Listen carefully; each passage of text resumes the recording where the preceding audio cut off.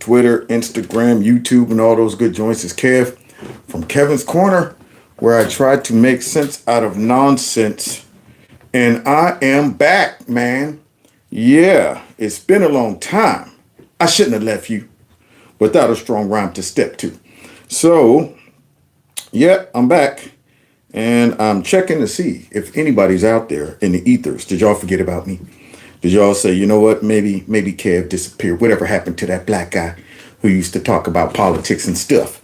Where's he at? Well, I'm back. You can't hold a good man down. Yeah. So, got to make up for a lot of lost time. We got some stuff to go over.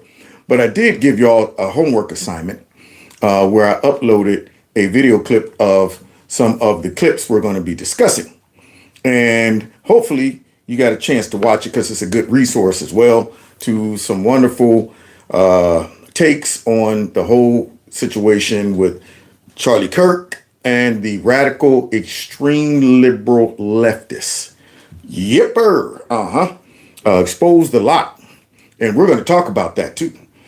So I want you to go ahead and buckle up because this one might get bumpy and it's going to be a long one. It's going to be a long one because, see, I got a lot of pent up frustration. Got a lot of pent up, feelings on the inside that I need to get off. So first things first, let me make sure that you can hear me. Can you hear me? Check one, check one. Can you hear me? Let me see. I don't know. Let me make sure I can hear myself. All right. Get some lighting going on here. All right. It's been so long. I haven't been in the studio in so long. All my settings and stuff is off. I'm like, does this work? All right. Let me make sure. Got enough light. Oh, wait, that's too much lighting. That's too much lighting. Y'all don't want to see the pimples and mess on my face. Nah, that's too much. All right. So let's see. Let's go right here because I want to see the chat. Yeah, we hear you. Good. All right. Well, if that's the case, then there's no reason to prolong the hour. I'm so happy to be back with you guys.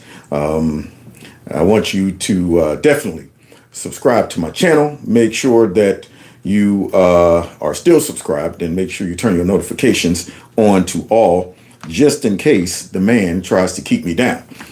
Speaking of that, you can always support the channel through my Cash App, my PayPal link, or the Super Chat. However, guess what, y'all? Tomorrow is my birthday.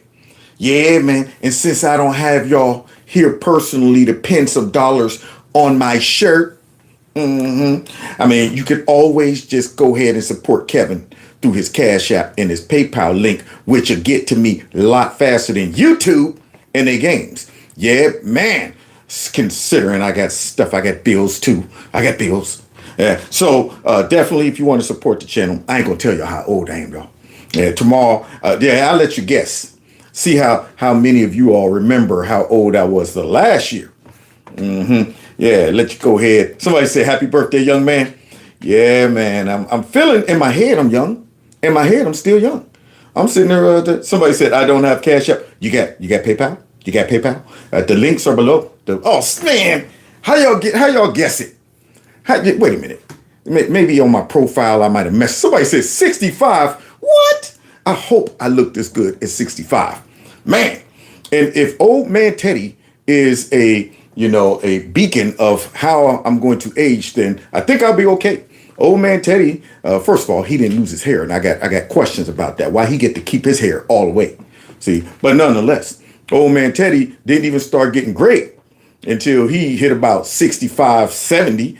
And so I done already jacked up because I already got the gray going on. So hopefully I can keep it together up until my 60s. But good grief, 65? Man, that's a big jump.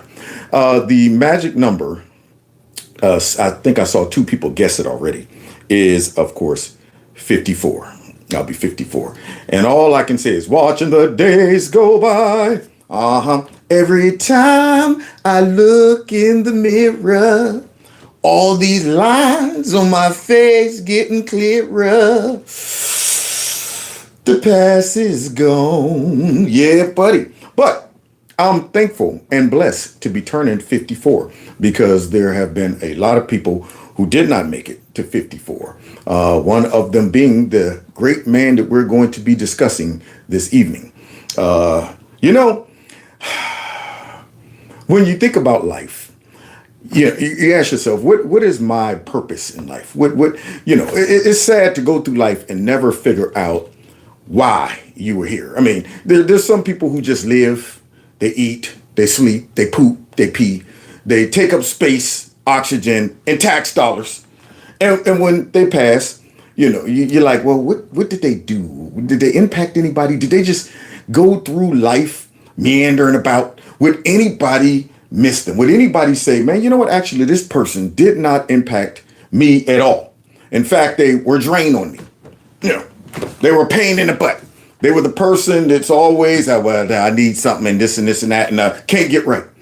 But then, if you are a person of higher conscious and higher, social skills, you want to at least leave a mark. You say, you know what? I can't decide how I go out, but when I go out, I want people to look back and say, man, this person touched my life in a positive way.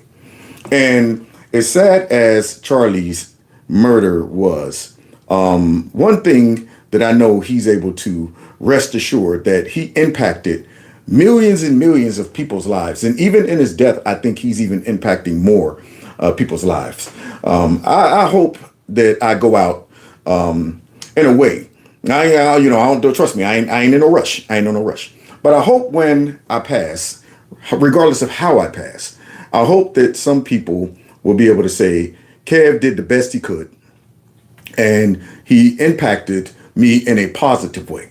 I want good thoughts about me. I don't want people to say, man, this guy just came, he lived, he died. I don't want that. And so, I don't think the left has realized their celebration could be short-lived. I was thinking about that little cartoon, well, not cartoon, but remember that video of Charlie Bit Me with a little kid? Started off and he thought it was funny when he stuck his finger in his little brother's mouth talking about, and then Charlie bit down on that finger and he's like, ow, ow, ow, Charlie bit me. Yeah. I think that they might have started off with a premature celebration, not realizing that in death, Charlie's going to bite them on the butt. And we can see that it's already happening because so many people on the left or even moderates are starting to say the reaction to this horrific event has opened my eyes, and I don't think I could be a part of this party. I was sitting in the car with my good friend Clinton today, and we were talking about it. And, there were some things he was unfamiliar with about the Democrat Party. And I could tell he's definitely not okay with the party. But I even enlightened him on more things about the party that made him say, wow, really? Man, I didn't even know that. I'm not feeling that. I'm not feeling that. And anybody with a little bit of morality and common sense, after watching the people in your party that would go and vote for the same people you vote for, but they're so radical that they would celebrate such a horrific event, you got to ask yourself, are we the baddies? You got to ask yourself that. There's no way, if you are a person with a little bit of a conscience, can you sit back and overlook the people on your squad and then the people that you vote for who encourage those people on your squad to react this way and to think this way. You have to ask yourself, are we the baddies? And the answer is yes, but you don't have to stay that way. You don't have to be a part of the baddies. You can rethink it and say, let me get out of this crazy behind radical leftist party.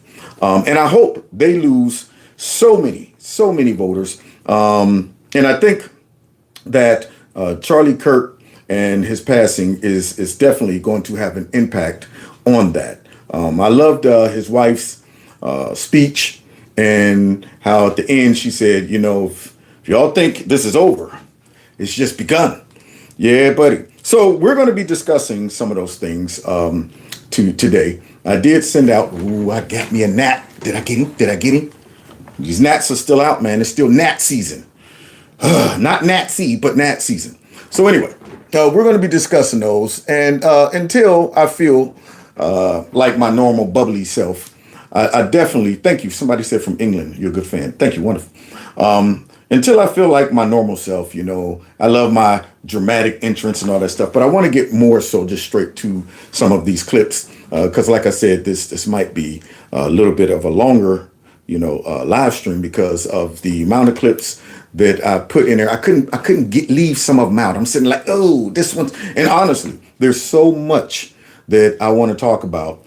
And I'm going to have to break it up into sections because, I just watch videos all day long. And so many people have great content about, the wonderful life of Charlie, about the crazy reactions to Charlie's death and so on and so forth. So I'm trying to take my time, but at the same time, I'm like, I got to get through, clear these off the shelf, get my mind set, and I move to the next stuff.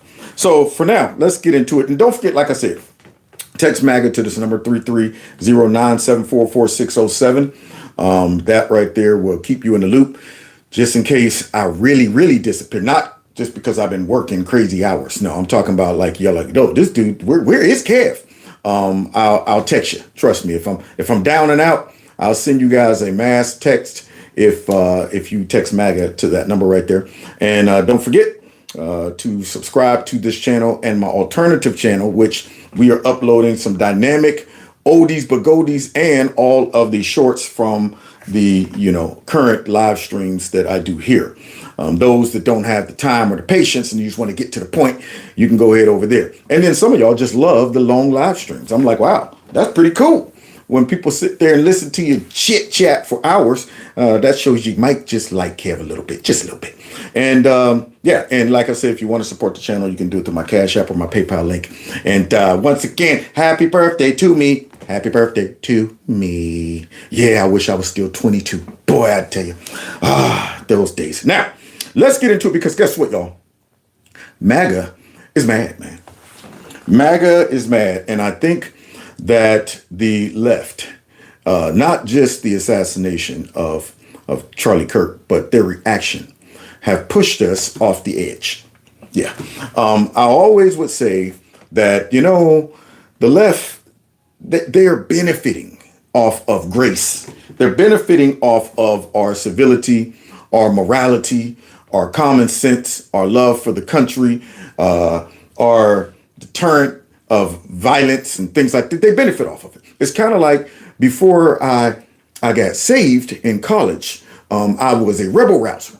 I mean, I would not take much from somebody who I felt was disrespecting me.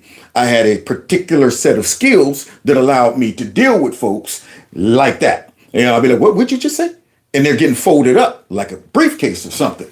And then when I got saved, I realized that I had to first check in with God before I respond, like my old nature. And so many people after that, it seemed like the devil just sent folks to test my faith. And I would always say, man, afterwards, I find the grace and the mercy to be able to handle it spiritually and walk away because I was able to see what was really behind their behavior. I'm like, you've been sent by the devil. See, I see right through you. Yeah, it ain't you. Yeah, it's Diablo's in you that's testing me. And when I would get the victory to walk away, I would think like, man, this person doesn't even realize how much they just benefited from my salvation. Yeah, they benefited from my salvation, not in a good way, meaning they, started to believe, started to change their ways or their ideas or view about God. No, they benefited from the fact that normally I would whoop their tail. Normally I'd whoop their tail. But I'm like, boy, that person don't realize it. They walked away thinking they did something. And I'm going, boy, I tell you, yeah, if you would have met me about 9 months earlier, it'd have been a whole different outcome. And so when the left looks at the right and the names that they call us and the way that they respond and the attacks and all of this stuff, they're really benefiting off of our civility. If you ain't spiritual, but you are a conservative, you still got common sense. You still have a basic set of morality where you're going, you know what? We're not going to respond like animals. We're not going to respond like these folks. We would wait to the very last minute to actually say something needs to be done outside of the legal ways we can do it and the social ways The boy, I'm gonna get him. I'm gonna get him, man. He is bothering me. I mean, I sat here prepping for the show. Couldn't find that dude. Couldn't find him flying around. But now all of a sudden I start the show and I knew he was gonna pop up on the scene. Like, yeah, here I am now. You distracted, but not so much that I ain't gonna smash him. But anyway, so yeah, I think that they have gotten used to being able to throw stuff and yell and call us names and shout us down and all of that stuff. But when something like this happens, I think that so many on the right are saying maybe enough is enough. Now, what does that mean? There's a lot of things that could mean. And I think Crowder, he did a wonderful job on Piers Morgan's show where he was talking about how we're not going to allow the left to just commit acts of violence without a severe response to their violence. And when I say that, in a defensive way, because they've been getting away with a lot. Under the Biden administration, they could attack folks. I mean, when Charlie Kirk first started, they were throwing stuff on stage. They were hitting people with bottles. They were always doing stuff and getting away with it. And I think that gave them a false sense of security. And Anna Kasparian was on Piers Morgan, and she was talking about it. And she was saying, when the left is acting up like this, they really don't want civil war. She's wise enough to know that most likely if that happened, the benefit would be towards us. The conservatives have had such restraint when it comes down to the radical left and these raggedy behind Democrats and the way they act and how soft they are and how cowardly they are. If we ever, came off the bench for real, it would be bad news for them. I mean, you could tell. I mean, the folks that are out there doing all of that, Antifa, you get a whole bunch of skinny folks doing that. You get the purple hair people with flip-flops. I mean, they just look like they're prey ready to be eaten. And they don't realize they're benefiting off of our patriotism, our love for the Constitution, our love for law and order, all of these things. But with Charlie Kirk's death, it has pushed a lot of people to the point where they are mad. And I ain't gonna even lie. I'm mad.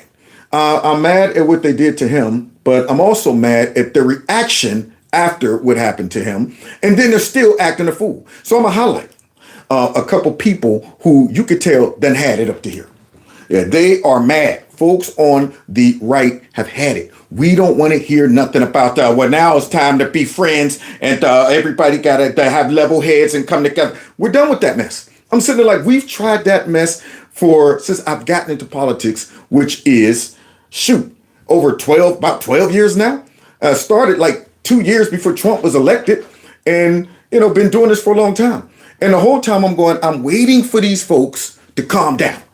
I'm waiting for these folks to change their behavior. And it's not. They have, been so vile and disgusting. And I also point the finger to the folks that encourage this type of negativity. And so you can see through this live stream tonight, there are some folks that just like, man, you know what? I don't want to hear it. I don't want to hear you Democrats coming out giving us lip service, talking about somebody it's time now for everybody to calm down. I don't want to hear them coming out talking about there's, both sides. I don't want to hear that mess no more. We're beyond that mess right now. It's kind of like when I said, if we win the House and we win the Senate and the presidency, we need to make change regardless of the whiners, regardless of all the complainers, regardless of all the protesters. Because guess what? They're going to whine anyway. Yeah, right about now, we need to step on the gas and do what we need to do in spite of all of the crying and whining and stuff like that. So let's get into it because this first lady, yeah, you saw it on the thumbnail. She is furious. I mean, you could feel the anger from her. And I feel it took everything in me to kind of like blot out her curse words because you could feel it. It's like, if there was ever a time to drop the F-bomb, it's now. So let's go ahead and get into it. Check her out. This lady is furious. MAGA is mad. You mother king animals! You liberal, progressive, deranged fucking animals. Yeah. You are so hateful in your hearts to go out and shoot a young man who's never hurted anyone. Yep. With Christian values, a young, beautiful family. And see, that's what burns me up. She got a good point. Because see, in their mind, words are violence. See, this is the stuff that their leaders allow them to get away with. These are the narratives that their leaders don't check. In fact, they encourage them. They encourage them to buy into this fake idea that people who disagree with me, people who do not support my crazy ideology, their words are violent. Not only their words, but their silence is violence. We want complete complicity in every area of society. And if you don't agree with our radicalism, then we will deem your words, your opposition, as violence towards me. Now, they don't know what real violence is. See, when they have adopted this mentality that your words are violence, and we're sitting back like, what? I thought our words were just words. How about you outword me? How about you debate me? And that's off the table for them. In their mind, they're thinking, you already assaulted me. Yeah, and we're thinking, well, wait a minute, I didn't touch you. All I said was, I don't believe that men should be in girls' sports, or I don't believe kids should be whatever. And you know what? You're trying to unexist me. And that mess is supported by their leaders on their side. Yeah, so it validates them and it makes them think, well, if your words are that's the basic premise of them responding violently, because you're giving them every excuse.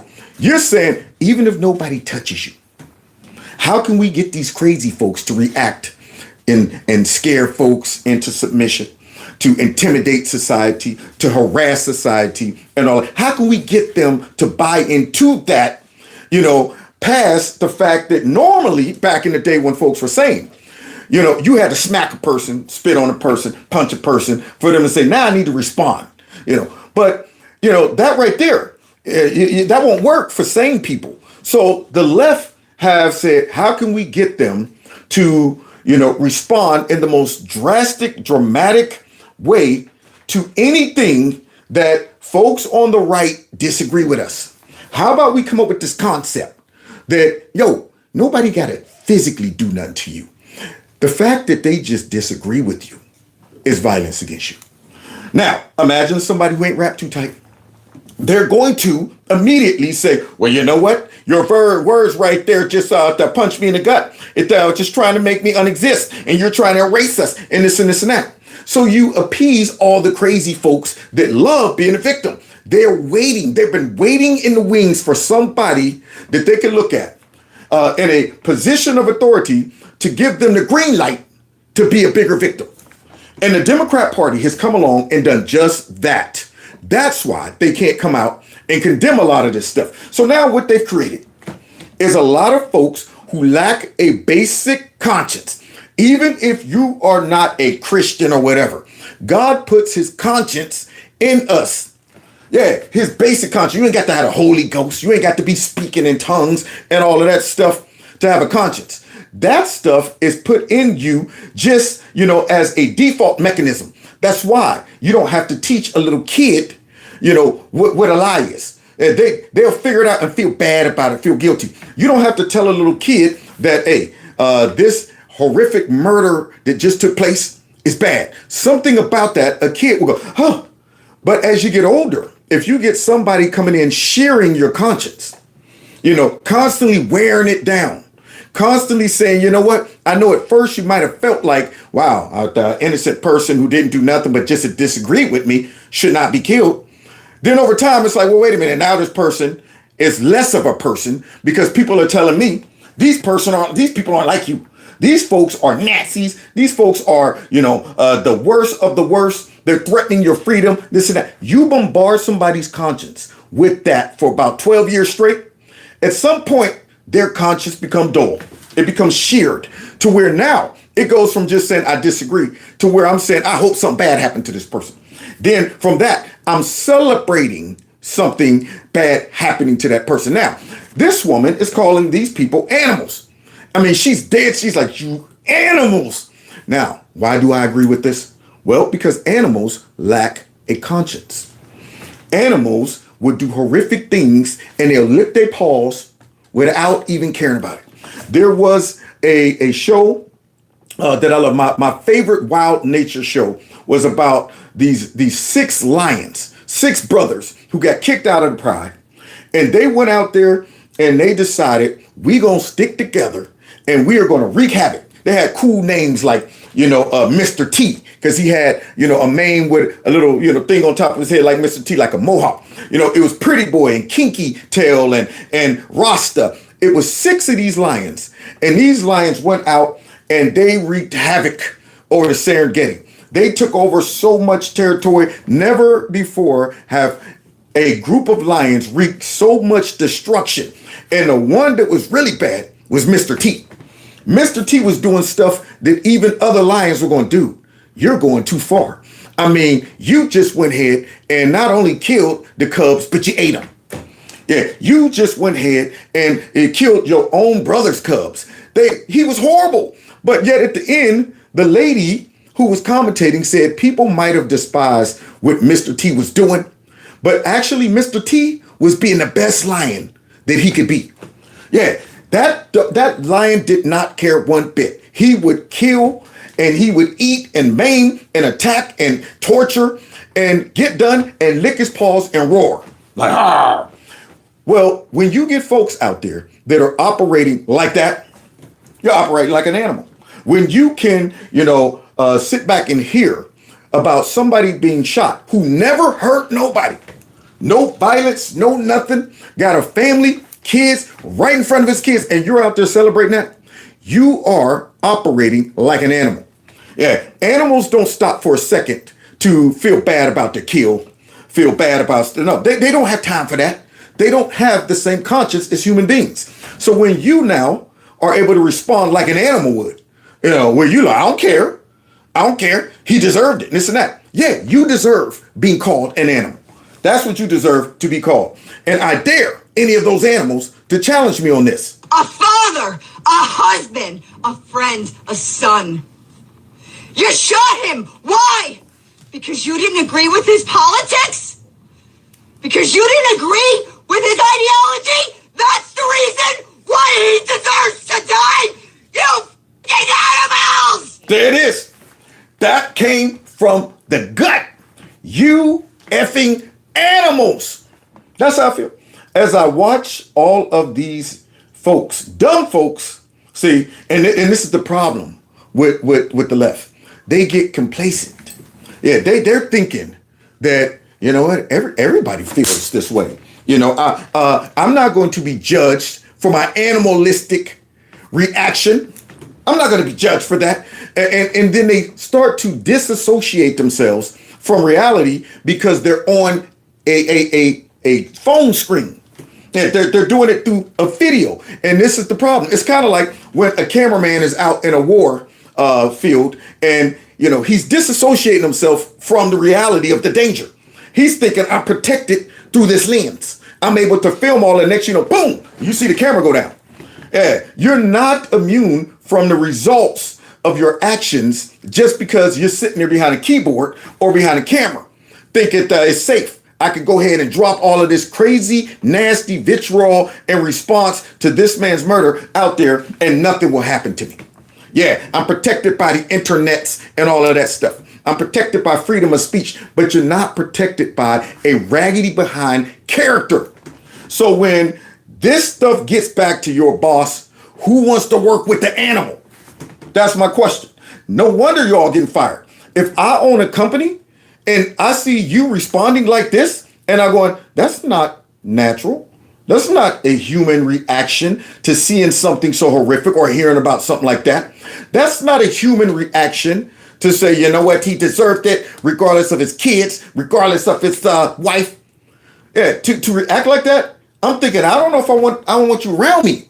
I don't want you in my presence. I don't want you representing my company. And then you get out to talk about, wait a minute, what had happened was in the freedom of speech. And I'm like, yeah, you still got the freedom to go out there and say the dumbest, nastiest things, but what you don't have is a right to work around civil people who have a basic human conscience that would stop and say, man, that's messed up.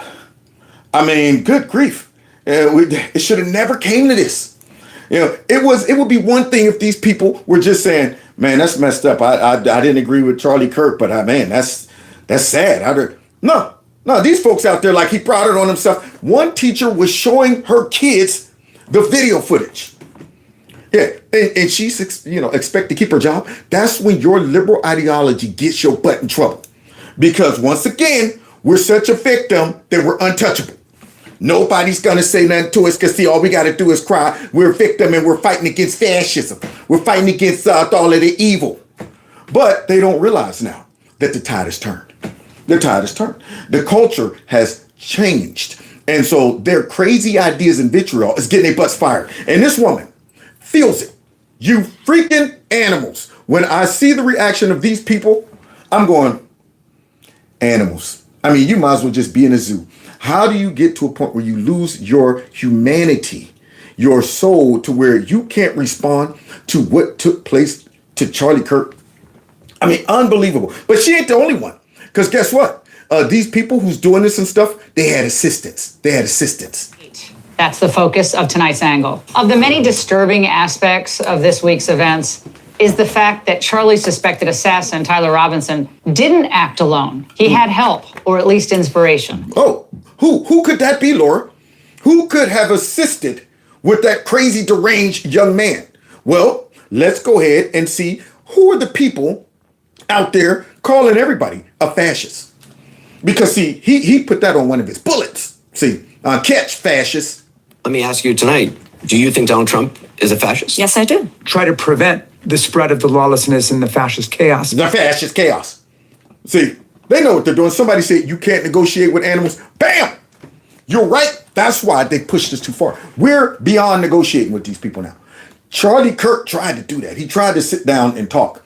And now they showed us how they respond to talking. Yeah. Try talking to a lion if you get left on a Serengeti. And that bad boy come rolling up on that. Wait a minute. I love lions. I saw the Lion King several times. I know you're angry, but nope, doesn't work. Try doing it with a crocodile. I mean, these animals would tear you apart with no conscience. I've seen people get eaten. The one guy who lived out there with the bears got overconfident out there. I think he moved to Alaska, was showing videos and writing books and stuff, talking about the bears and loving on them and stuff like that. And they feel me. Got overconfident. Thought he could go ahead and negotiate with animals. And after a while, not only did it eat him, but it ate his girlfriend too. Drug her into it. Made her buy into that crazy ideology that, don't worry about them. That you just got to understand them. And they both got eaten. Same thing. Liberalism, this radicalism is spreading all over the place to where they're dragging other folks in. Folks with weak minds. Folks that just like, you know what, I don't want to be called a racist and a white supremacist. Folks that are misinformed. Folks that are just hearing fragments of what folks on the right are saying, and they only take it out of context. And all of a sudden they start to build this hate and stuff. And next you know, it adds to the animal population. That's what it does. Yeah. So, you cannot negotiate with animals. And you see it all the time. All of the videos where folks would be out on the street trying to have a conversation with these people. You think those people are trying to sit back and say, okay, I see your point. Now here's my point. And you know what? I can. No. They're shame. Get out of here, you fascist. We ain't Nazi. This and that. So I'm going, you know what? It's beyond talking. I can see you guys are damaged goods. So let's continue listening to the folks right here that are encouraging this type of animalistic behavior that's been unleashed against us. So when we say Donald Trump is a fascist, fascism, a huge component of fascism is uniting racism, bigotry, a form of racist nationalism. Look, racist nationalism. Yeah, just making up stuff. Yeah, this bubblehead right here, just out there when we say the fascist. I wonder if you can give us a definition of what a Democrat socialist is. That's what I want to know. Just because you put Democrat in the front, you think that's going to go ahead and absolve you of your socialist ideas and activities.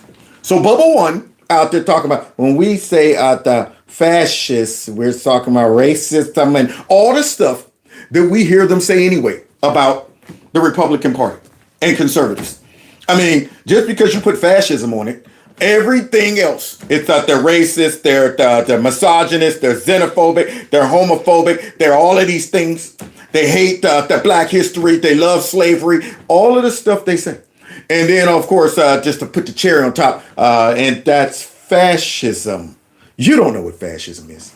Yeah, all of these dummies that's claiming that Trump's a fascist, we're fascists, and all this stuff, never lived in a fascist regime ever. Why is it that, Lily Tang, the Chinese lady who actually lived under fascism, is saying they don't know what they're talking about? Why is it that they're siding with Trump? Folks that come from real fascist regimes are saying Trump is the furthest thing from a fascist. Okay? It's these dummies over here that's labeling him a fascist that we got to worry about. So now, look at this. Here's the assistance, y'all. No one has ever been more dangerous to this country than Donald Trump, and he is a fascist to his core. See? You see? There you go. But see, those are old clips. Those are old clips. See? And these are the same dummies that'll get out there and say, no, Donald Trump's the one always saying stuff, and we need to, but look, they're still doing it. Look at these dumb Democrats in this performance that they put on just the other day in front of ICE. Listen to this. Now, all of these impressionable people out there that think Donald Trump is overstepping his boundaries and he's getting rid of folks and unexisting them. Listen to this. Mess. Knocking and requesting our right as government officials to review the conditions. See that? You see the stuff? See, this is the stuff coming out of the Democrat Party. All of these raggedy behind Democrats show up at an ICE facility and just want to get in right there. Just want to get in. Got that doom. Y'all got the cameras on us? Y'all got the cameras on us? Because we're going to really go in on saying the ICE, they're wearing masks and they're doing this and this is fascism. This is the stuff that gets Molotov cocktails thrown at people. These are the activities that if dumb people are watching you and you're not really being honest about what ICE is doing and what Trump is doing, then they might buy into, they're unexisting, these people. These people didn't do nothing. So now, let's go ahead and watch their performance, y'all, because that's all it is to them. The problem is their dumb supporters can't discern that these are all actors. You're making it dangerous for yourself and everyone else. Just people in here. What if there's a fire? What if there's a fire? So ICE don't want them in there, y'all. Yeah, they taped up the door. You're endangering people in there. What if there's a fire? Like they really care. All performance. Just like them getting up all the time talking about the white supremacists, the white nationalists, and all performance. See, and the sad part is dangerous performance. Imagine these so-called leaders doing this kind of crap for 12 years straight. I mean, that's a long time to be bombarded with this type of propaganda if you're not a strong-minded person to where you end up succumbing to all of this mess, and then now you out there singing songs. And tamping the door shut. Huge fire hazard. There's fire hazard. I'm for one, face us all. Say it loud, say it clear. Immigrants are welcome here. Say it loud. Do you hear the passion in their voice? Do they sound sincere? Say it loud, say it clear. Immigrants are welcome here. Stupid stuff like that. See, this is the stuff. Because now, we're not just folks who want law and order and a solid border. Nah, we hate immigrants. Yeah, we don't want immigrants here. Now, if they were being honest, they would say, well, conservatives welcome immigrants to come to the country legally. But they're not doing that. This is the stuff that sets the scene for craziness. See, so now immigrants are welcome here. And of course, because we don't want illegal immigrants here, then we're what? Xenophobic? That we're fascists. And of course, they're going to drop it out there again. You would think they would learn after what took place with Charlie Kirk, but not them. Say it loud, say it clear. Immigrants are welcome here. Say it loud. A mother and it's gone on Look at this. for too long and it's gone on for too long and it's gone on. See, performance. You don't think they rehearsed this mess before they got there? All right, that we're going to do this. We know we're not going to get in, but what we're going to do is we're going to bring out this ice thing, and we're going to sit down in Indian style, crisscross applesauce. Here's our little songs we're going to be singing. And then I'm going to give a little speech, y'all, demonizing Trump and ICE. Far too long, we are the people who agree. We want justice for our neighbors. One, we are the people. Look at that. These are just the worst. These folks right here. I mean, how can anybody in their right mind take these idiots seriously? Coming up with chants. One, we are the two. We are. Who's doing this? Who's coming up with this? This is the stuff they put their time into. Immigrants are welcome here. How about you focus on the American people? But guess what? You can't do that. See, you're trying to replace them, and you ain't got time to really appeal to our intellect. So what do?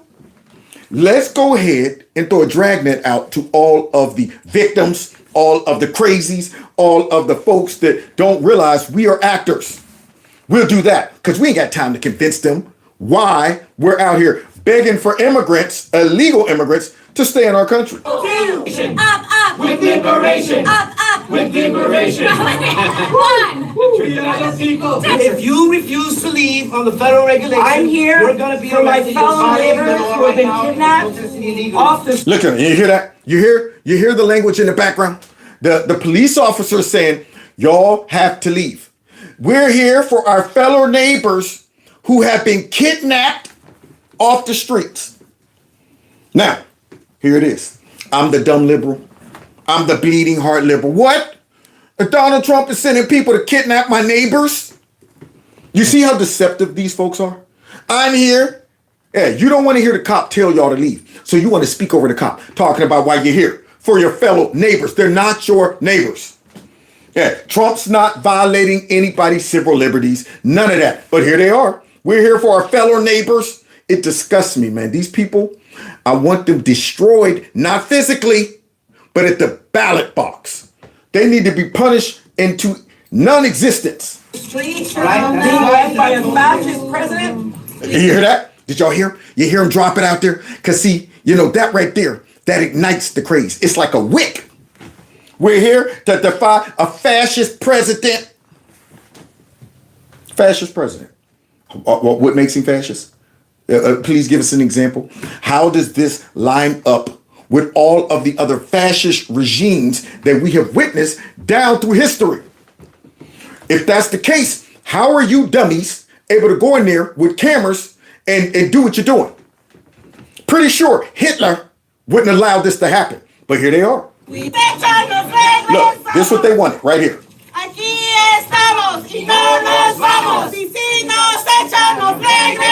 Now see, we speak English here in America. We speak American, okay? I want some American spoken. You're not helping your cause when you're up here talking about we want legal immigrants because they're our neighbors and our brothers to stay. But you're up here speaking something. I'm going, even if I wanted to go ahead and jump on the cause, I'm going, I don't even know what you're saying. How can I get involved with the chant? How about you give me some English? And these dummies just learned probably the last bit of that Spanish chant she's doing, and that's it. They don't know, man. What is that? I can't remember. We just learned it 5 minutes before we came in here for this stunt.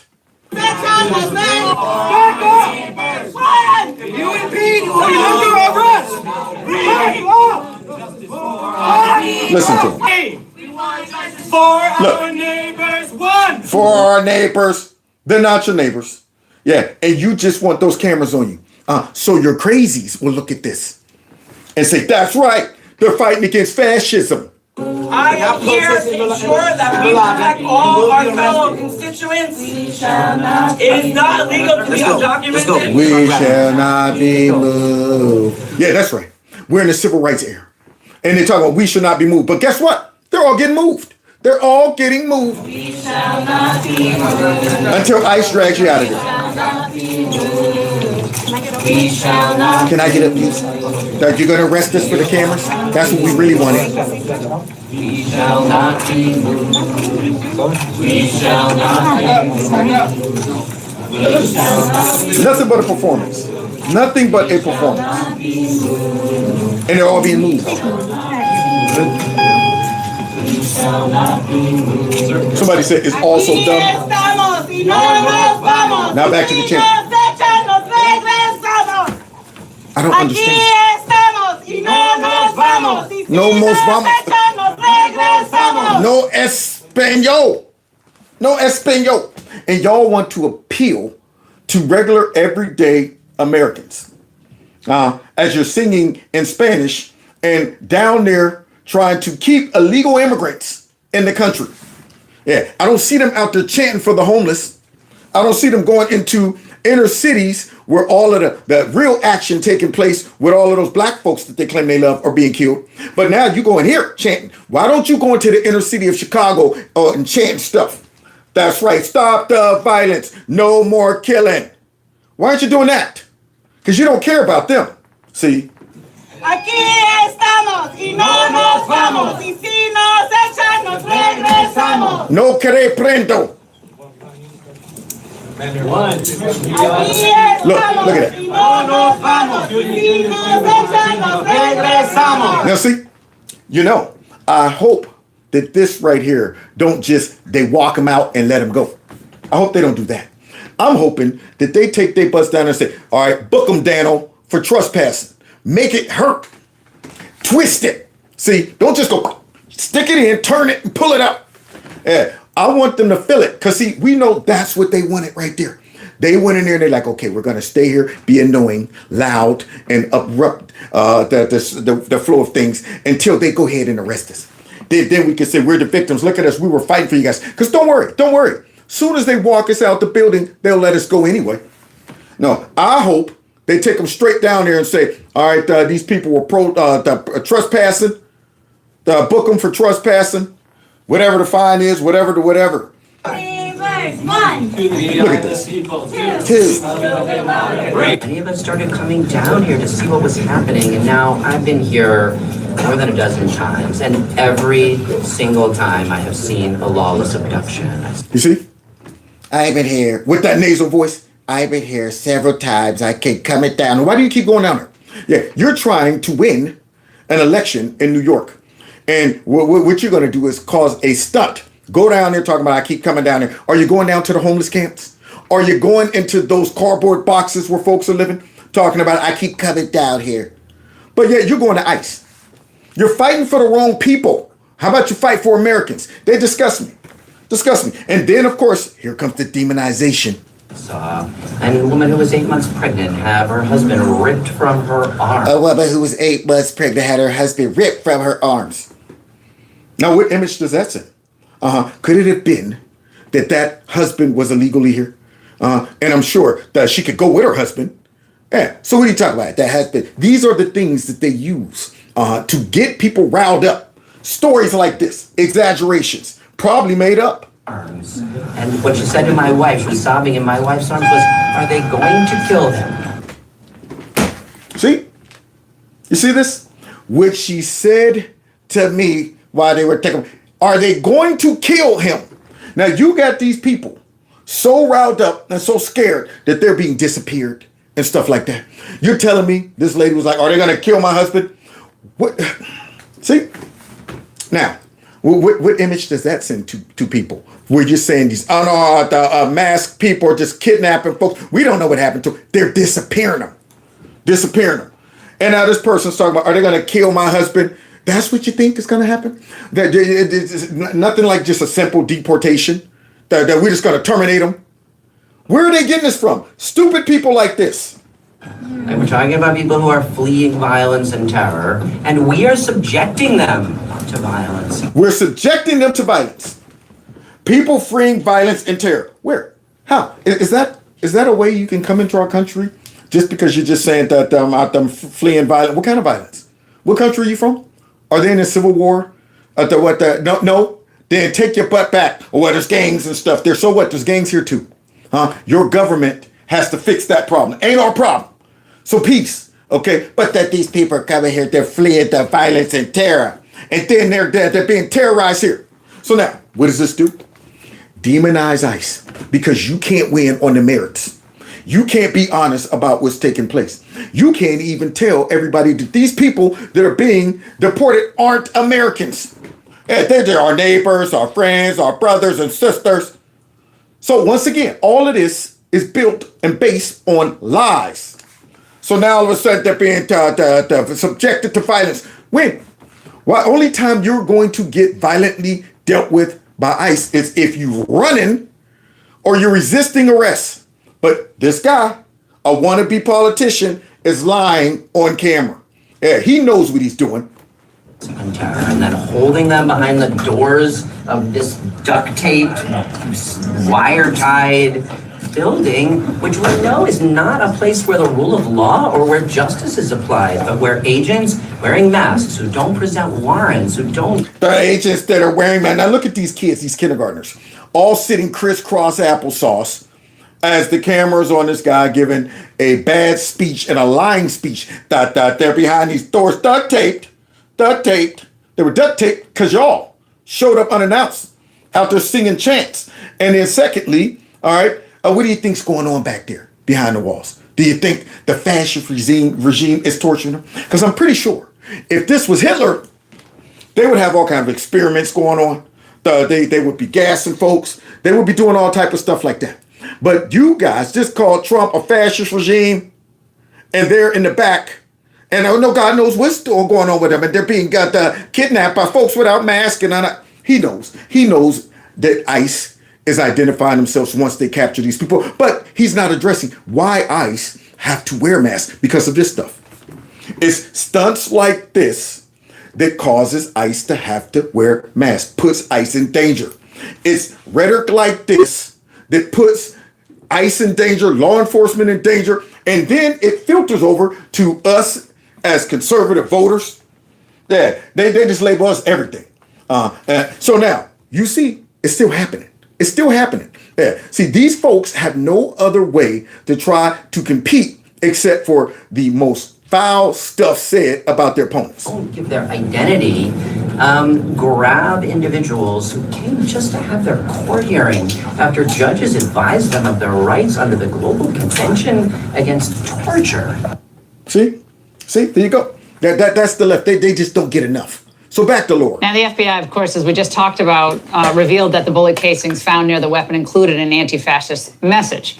Now, it's not a leap to believe, as I've said many, many times on this show, that those words, MAGA Republicans are fascists, they're dangerous, repeatedly and endlessly uttered by prominent individuals, can come across like an order, or at least like an exhortation. And Joe Biden, he may be a doddering old fool, but his speech 3 years ago at Independence Hall helped light the fuse. Donald Trump and the MAGA Republicans represent an extremism that threatens the very foundations of the Republican Party today is dominated, driven, and intimidated by Donald Trump and the MAGA Republicans. Y'all hear that?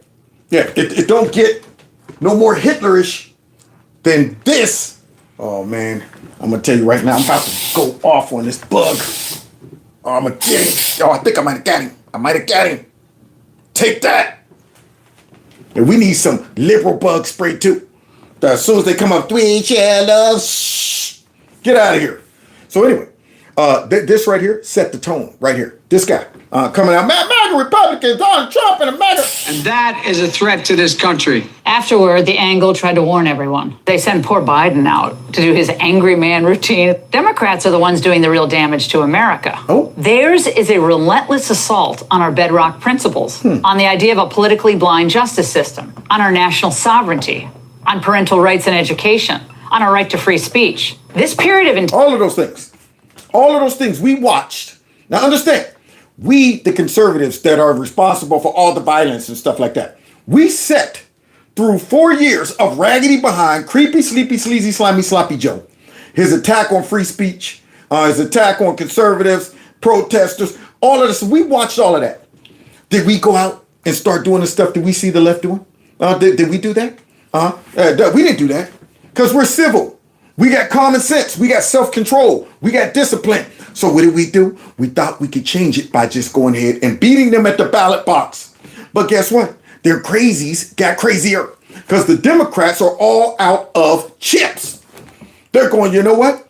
We've been beaten to the point where what we need to do is rile up our base to a level to where they're doing crazy stuff. And then when they do it, we sit back and go, well, wait a minute, we ain't do nothing. And now it's time for us all to come together. It's time for us all to come together. And don't forget, Donald Trump and his rhetoric, he needs to come ahead and coming up with all these stupid excuses, knowing that these folks have been planting the seeds for stuff like this to happen for years. Intimidation, recriminations, threats, having the military stand behind Biden. This isn't going to end unless we end it. Yeah. Unless they are defeated politically. Yes. Now, Charlie understood this better than most because he willingly, frequently, boldly put himself out there. And he went toe-to-toe with liberals, with leftists, with anarchists, atheists. And he gave them their chances to debate him, but they never won. And they still haven't won. He and I discussed possible fallout from the left's violent rhetoric many times on the show. They're trying to provoke. So now, this is Charlie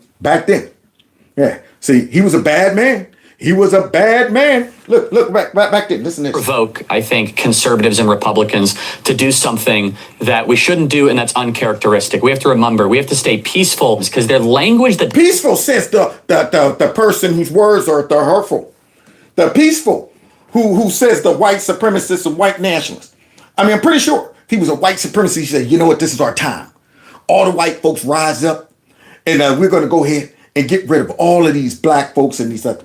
Yeah, when I was hanging out with Charlie Kirk and all of the rest of those black conservatives, he didn't say, yeah, I brought you here so me being the fascist that I am, they put you all in the gulags, set you up, brought you all the way out there to Arizona just to put you all in the camp. He didn't say that. Yeah, it was all black folks. Charlie Kirk was the only white person there. I still got the pictures. Then turned around and made sure we all were able to go to the White House. Yeah. I got my invite. Yeah, all black folks all over the place. Nothing but the sapphire everywhere in that joint. But yet Trump and Charlie Kirk is the white supremacists and stuff like that, who spent money to make sure black folks can, travel and go to the White House and come out to Arizona and stuff like that. I didn't have to spend a dime. Didn't have to spend a dime to go to Arizona. Yeah, that's the white supremacist though, right? Yeah, I didn't go looking for him. They contacted me. But yet, he's the white supremacist. See, these dummies out there, man, who done bought into this crap, and we're going to see a couple of them. The Democrats are using seems to almost try to get Republicans and get grassroots activists just to say, I'm mad as heck and I'm not going to take it any longer. You're starting to see the Democrats really act as if it's the last gasp of a dying regime.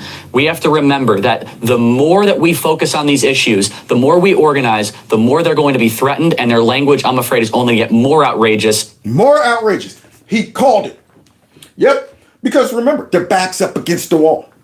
Yeah, they're screaming demons right about there. It's like when Jesus cast out the legion of demons. Yeah, they thought they had it hidden until they realized the jig was up. Then all of a sudden, now they're coming out screaming. Yeah, they couldn't contain it no more. They couldn't, suppress it and fool folks no more. And once he called them out and exposed them, shine a light on them, they're like, oh, shoot. Now we got to go ahead and scream and kick and all of that stuff. Same thing with these Democrats. They're like, man, we are losing, so we got to turn it up. Yeah, we know that Trump is not the Nazi. He's not a... No, we know that. We know that. But we're going to tell all the dummies that he is. Because we're at a point where our party is dying. Our ideas suck. Our policies suck. Yeah, but you know what don't suck? Is our propaganda and our lies. And Charlie called it out. It's hard to even watch that now. In their laboratories of radicalism and hatred, leftists mix the lethal toxin that triggered this. Now, yep. And Charlie was right. See, they want us to go ahead and fulfill the lie that the biggest threat to the homeland is white supremacy and the right wing. That there's more right wingers out there that is, yeah, they want that. Joe Biden was hoping that all of the right wingers would say, oh, you say we're danger? We're going to show you. We're going to show you just how dangerous we can be. They're hoping that. So they can say, told you. Because they don't have enough of that to go around to support the claims that boathism and stuff like that. It's kind of like the racism thing. And we can't find enough racism, so we're going to invent it. We're going to go ahead and come up with all these crazy stats and these lies and stuff, these crazy comparisons. They don't have enough of the right-wing violence to really support the lie that all of the right wing is the ones that's... And I'm saying, really? I'm on the right. I mean, I'm conservative and I don't see it. Why aren't they contacting me for all of the violence? Why aren't they doing that? I didn't get my violent the notification. They excluding the brothers on the violence. We're conservatives too. So once again, they make that mess up hoping that it will be a self-fulfilling prophecy. And the month before the Butler assassination attempt, Joe Biden planted the seed in the public consciousness that a threat needed to be neutralized. Called it a genuine threat to our freedom, the greatest threat to democracy. That was Donald Trump. Greatest threat to democracy, threat to our freedom. Now, we didn't even come off the bench when they shot Trump in the ear. Killed Corey. We still remain calm. All down through the 4 years of this dummy and all of his antics, all of the lawfare, all of them going after conservatives and stuff like that. We still remain civil. Now imagine if this was being done to the left. See, and yet they still claim we're responsible for all the violence. Unreal. Now the obvious inference is this is such a grave danger that it needs to be stopped by any means necessary. That's how Thomas Crooks and Ryan Routh saw the situation. Yep. Of course, for years, Democrats, though, have refused to confront the lethal toxin they were brewing. Yep. Refused to confront it, because how are you going to confront it? Right now, you're relying on those crazy folks that will come out and be out there singing songs and making chants and stuff. You're relying on them. You don't want to offend them by saying, actually, you guys are a little too crazy for us. We want to move back towards the same voters and stuff like that. Now, you don't want to do that because you put so much effort into making these folks radical. How you going to come out and then say, you know what? You need to pull back a bit. You made me. Hey, you can't sit back, feed your pit bull hot pepper, black pepper and hot sauce and popping it with a towel. Putting big chains around his neck and making him run up the trees and yank on meat and all that stuff. And then when it gets off the leash and goes and eats one of your neighbors, then you're talking about easy boy. I didn't expect you to do that. Well, wait a minute. You've been, trying to get me mean and attack folks for like 3 years now. Now I'm off the leash and you're talking about you went a little too far. See, and what would happen? That pit bull would say, now I'm about to turn on you. So now, they've created a monster. The Democrat Party have created a monster and a cancer in our society that now they got to go ahead and try to manage. And they're doing it by trying to block us from identifying a real source of the problem by saying, now we condemned the murder of Charlie Kirk. We condemned it. So what? So you now are condemning it after you've encouraged it. That's what you're doing. Yeah, you're doing us the fake behind, we do not support any violence, the program automatic response. And then we say, we don't want to hear it no more. See, we're beyond that. Y'all done pushed us off the edge. I don't want to hear you coming out to the mic talking about that we can damn it. Shut up. We don't want to hear it. Okay, after all of the years of encouraging it, now you want to come out and say, I condemn it. And we know, like, a week or two go by, you're right back to it. And instead, it was just this. Violence doesn't come from Democrats, just to be clear. It is MAGA. It's specifically MAGA faction. You see? See these liars all over the place? Did you see the yellow canary out there? You see Big Bird? And then look at this greatest terrorist acts we've seen since 9/11 are not from foreign terrorists. They're from homegrown right-wing extremist groups. Just straight line. The homegrown white ring. Now imagine if these folks would have remained in power. They would have used all of these lies as a predicate to go out there and jail all kind of folks. We're not even doing that. I mean, right now, Antifa probably should be labeled as a domestic terrorist group. We probably should send some feds in to go ahead and deal with these folks. But once again, these folks are out there just the right wing, setting the scene to go ahead and go after anybody who disagrees with them. All of the folks that were under surveillance and under investigation under Biden, Crowder, he was on the list. The Michael Knowles, I think it was Matt Walsh. Yeah, these folks out there, we better look into these people. They look dangerous because they're disagreeing with the left. Unreal. The Republican Party has enhanced and embraced and encouraged violence, especially under the extreme MAGA cult of Donald Trump. And you wonder why? You wonder why you got crazy folks out there. They encourage, and I'm going, where is all of this taking place? I mean, nobody's more MAGA than me. I mean, I'm pretty in the know. Yeah, I follow what's going on. I'm not seeing it. So now how are you going to get out there and just throw it out there unchallenged? And then the media parrots it. And guess what? The folks eat it. Their dumb voters eat it up. They brew this mess up and they shovel it out there to their voters and they gobble it up. And then, it ends up, they poop it out. And now you're going out there. You've been eating all of those lies and propaganda. I see you done pooped it out in the form of throwing Molotov cocktails, in the form of calling everybody a white supremacist nationalist, the fascists and this and that. More dehumanizing language, more lies, zero self-reflection. None. Now, they might wonder why a new YouGov poll found that almost 2.5 times more Democrats than Republicans then believe violence can sometimes be justified to achieve political goals. And you wonder why. 14% of Democrats, only 6% of Republicans. And I want to know what the question was. Because, I mean, I want to know what those 6%, maybe they're thinking about the extreme cases. The extreme cases. Because when I think about us actually coming off the bench, it got to be something like if, God forbid, Trump would have been assassinated.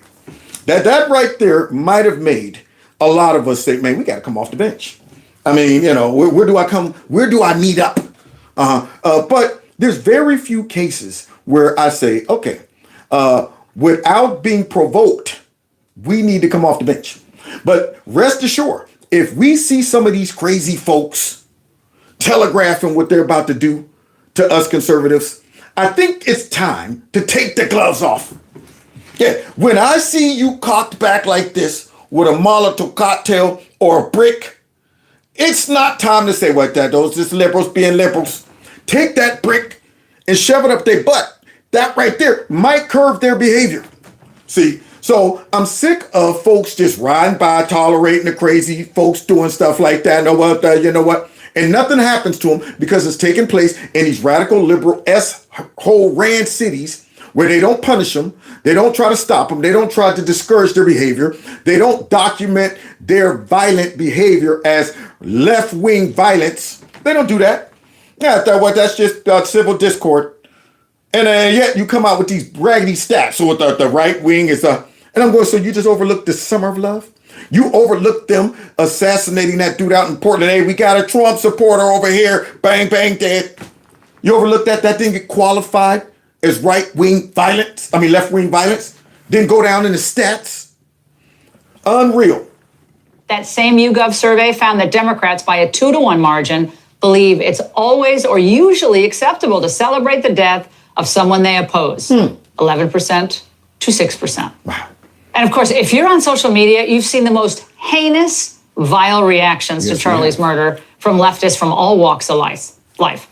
And some of the most disturbing reactions, I believe they came from professors and teachers. These people shouldn't be within 100 yards of anyone wanting to learn. No way, no how. And I hope they all get fired. See, then once again, you got that echo chamber where these folks have lost all of their civility. Yeah, they are so, crazy in their thinking and their conscience is so shared. They thought that, I could share my sentiments about this with my friends. There it is.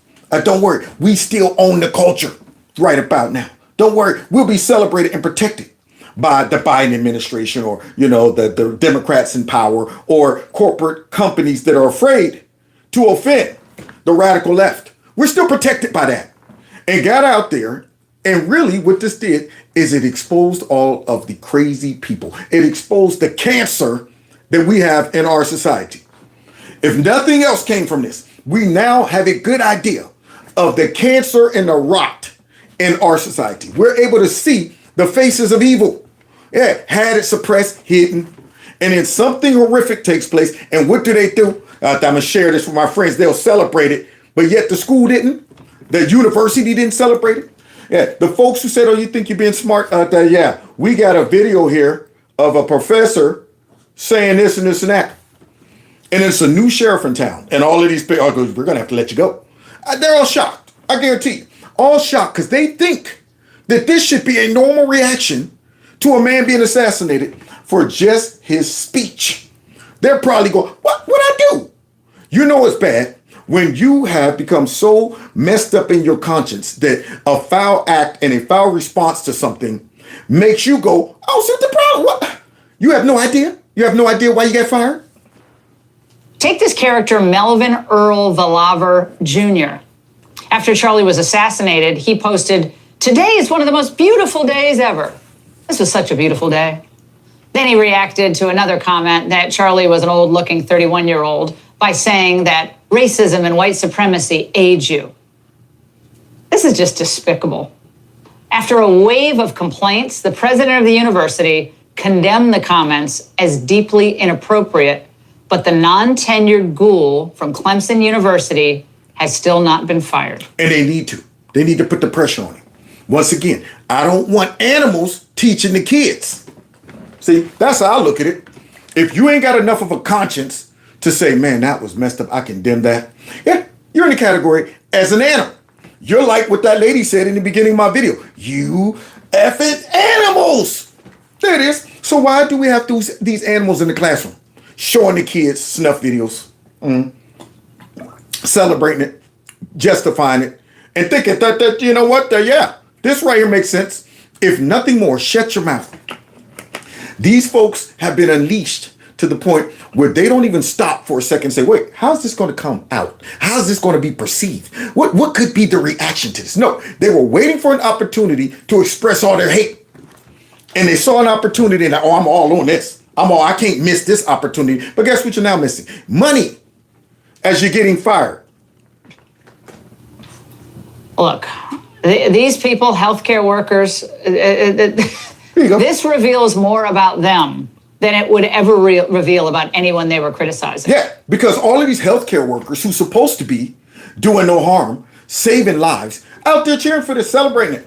Now, I got to worry if, I come into the emergency room, this guy right here has a laceration, he needs a blood transfusion, he needs this and that, and I got a MAGA hat on or a Make America Great Again shirt on. Now I got to worry. I got to worry about, are you going to let me bleed out? Are you going to do the best to save my life? Or are you going to say that's one less MAGA folk, one less fascist, one less racist, one less sellout? Are you going to do that? See, this right here exposes all of the areas that the rot has taken place in. All up in the medical industry. And Senator Chris Murphy, who has just killed his presidential ambitions, was egging this all on just a few days ago before Charlie's assassination. Let's see. Our only opportunity, our only chance to save our democracy. No. What you're trying to say, you nasty, stinking Democrat, you. It's the only way to save the Democrat Party. Because the democracy is not at threat. Our republic is fine. It's operating like it should. We're not a democracy. Okay, we're not mob rule. But the only way save our democracy. No, the only way to save the raggedy behind Democrat Party is to radicalize your base. Is to fight fire with fire right now. We're in a war right now to save this country. And so you have to be willing to do whatever is necessary in order to save the country. Whatever is necessary in order to save the country. Then what does that mean? Fill in the blanks, crazies. There you go. Yeah, you leave that open-ended statement up to crazies. It's like telling your kid, well, you know what? I'm going to leave you at home for a couple of days. Now, you know what? You got to do what you got to do. Just make good choices. What? I got the freedom to fill in the blanks. I got the freedom to make the decisions. I'm too young, and I don't have a higher level of conscience and thinking. I'm going to make bad choices. I'm going to read into what you're telling me that I can do whatever I want because Dad's gone, and he said, hey, do whatever you want to do. You know what? Just make sure that. So these folks out here, drop that out there. And I'm saying, so one, you're lying to them about our democracy and we got to save this. No, you're trying to save your own party, your own butts. And number two, what are you talking about? Yeah, we got to all do what we got to do. So, hey, whenever you do what you think you got to do, that it's up to you. But afterwards, then I'm going to go out there where I do not condone. Fight fire with fire. Do whatever is necessary. Well, we know what that means. Yeah. We know what it meant to the people who carry out violence. After Butler, he knew how sad, young, confused, angry men could take that. They took it as a go command. Today, Nancy Pelosi brushed off the idea that Democrats bore any responsibility for this. Y'all ready for nasty? Yeah, the Democrats didn't bear no responsibility here. People don't have any intention of saying something that's going to lead to something dangerous, but we cannot take responsibility for the minds that are out there. And so we can't take responsibility for the minds that are out there? Are you serious? So wait a minute. When Trump said, walk over to the Capitol and peacefully let your voices be heard. But all of a sudden, now, Trump's words encourage the violence and stuff like that. Wait, I thought that, you know what, you can't be responsible for the way people interpret the... even though Trump was very, specific, to peacefully walk over and let your voices be heard. But somehow, his words are responsible for January 6th. But now that these folks are out here shooting, these folks are out here thinking that we're victims and we're trying to save our democracy. Now all of a sudden, we can't be responsible for what people think and say and how they interpret. Only when the Democrats say crazy things. Now all of a sudden, hey, ain't on us. How they hear it. Last April, Charlie wrote on X about another poll that showed 48% of liberals said it would be at least somewhat justified to kill Elon Musk. Wow. Stunning. And 55% said the same about Donald Trump. No. Wow. And yet we're supposed to live peacefully with these people. See, that's the problem. I'm almost feeling like Marjorie Taylor Greene. She's saying we just need a divorce. Go ahead, split up, and let the crazies just be as crazy as they want. Form Crazy Town, form Liberal Land. They can do all of that. They can all go ahead and bathe in purple and orange and green and stuff here. They can all get their man buns and the open-toe sandals. Let the men get in girls' sports and beat up on folks. Run your raggedy liberal land the way you want to, but leave us be. Leave us be. That's where I'm at right about now.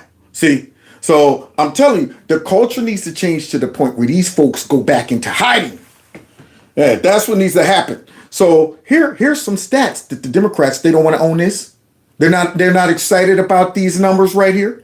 I wonder why. I wonder why they're not out touting these numbers. None of us could believe it. Charlie decried this assassination culture, as he called it, that was infecting the leftist mindset. The left is being whipped into a violent frenzy, he wrote. Any setback, whether losing an election or losing a court case, justifies a maximally violent response. Yep. Because that's their interpretation of a loss. You know, a republic that we live in, you know, a duly elected president, that we can't take the loss. And yet we took the loss. And we knew something funny and fishy went on with Creepy Sleepy, but we still took the loss. We still said, okay, all right, I know what happened, but don't worry, guys. Yeah, we're going to get them next time. But not the left. They don't respond like that. Yeah, their response is, let's go to DEFCON 5. We lost. We're losing the culture. All of these things. So what we're going to do is turn up the rhetoric to the point where our crazies do crazy things. Do crazy things. So, yeah, Laura, they did have help. That shooter had a lot of help.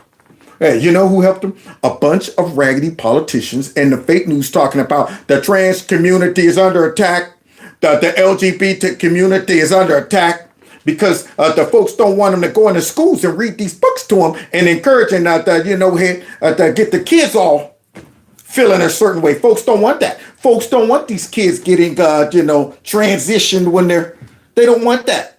So therefore, you know what? That's harm. That's harm. You're responsible for all these folks and all that stuff right there is what encouraged a person who ain't wrapped too tight to become radicalized. This is the natural outgrowth of left-wing protest culture, tolerating violence and mayhem for years on end. Bam. The cowardice of local prosecutors, school officials have turned the left into a ticking time bomb. Bam. Because, see, they should have been checking this mess when Trump ran and won the first time. And Antifa was all out there acting a fool, showing up on college campuses, attacking. I remember seeing them right after Trump won, tear up New York. On Washington, I think it was. Yeah, they're up there tearing up, they're breaking windows and stuff like that during the inauguration. And I'm watching this stuff and I'm going, nobody's going to do nothing about this? Nobody's going to get with these little raggedy ninjas running around. They got their faces covered. They're in all black. And I'm going, what did you do? These some bootleg ninjas? What would somebody arrest these folks? So they allow them to operate like that in liberal cities for a while. See, and then you wonder why all of the violence takes place. You wonder why. See. Tragically, Charlie was correct. Brother Charlie. And look at this. My favorite preacher right here. Look at this. He keeps it real. Because see, I got some video clips of some stinking preachers who had the nerve to come out there and spread more lies about Charlie because they're more interested in the Democrat Party and blackness than they are the truth. But not him. Check it out. Charlie got murdered, assassinated a few days ago. But the truth is, he was assassinated a few years ago. Once we begin to put people in office who demonize their political opponents. So you might have pulled the trigger yourself. Who demonize political opponents. Who call political opponents enemies. Hitler. Yep. A threat to democracy. Who say because we disagree, if you see someone, walk up to them and if they're eating in a restaurant, tell them they're not welcome, get in their face. When you start saying stuff like that, calling your political opponents Nazis, fascists, stuff like that, well, sooner or later, a kook, a crazy person is going to hear that. And then... Yep. I am going to make it. I think he's in North Carolina, to Bishop Wooden's church one day. I got to do it. I got to do it. Yeah, he's been dead on for years. And I love the way he makes sure his congregation is aware of this craziness that's going on. Because see, just because you're in church, if you see a spiritual battle taking place in politics, you can't just overlook that. You know why? Because guess what? The Antichrist is going to come through, politics. Hey, you can't sit back and say, well, you know what? I'm not going to keep because you know what? You'll end up with a whole congregation of angry, misinformed, the most likely, I'm talking about the black church right now, folks that are hypersensitive to all these narratives of racism that will put their religion aside so they can make themselves feel like, I'm fighting against because we're still in the civil rights and all of that. So he makes sure he keeps them informed of what's going on. And he preached it perfectly. Yeah. These folks who have been out there calling Charlie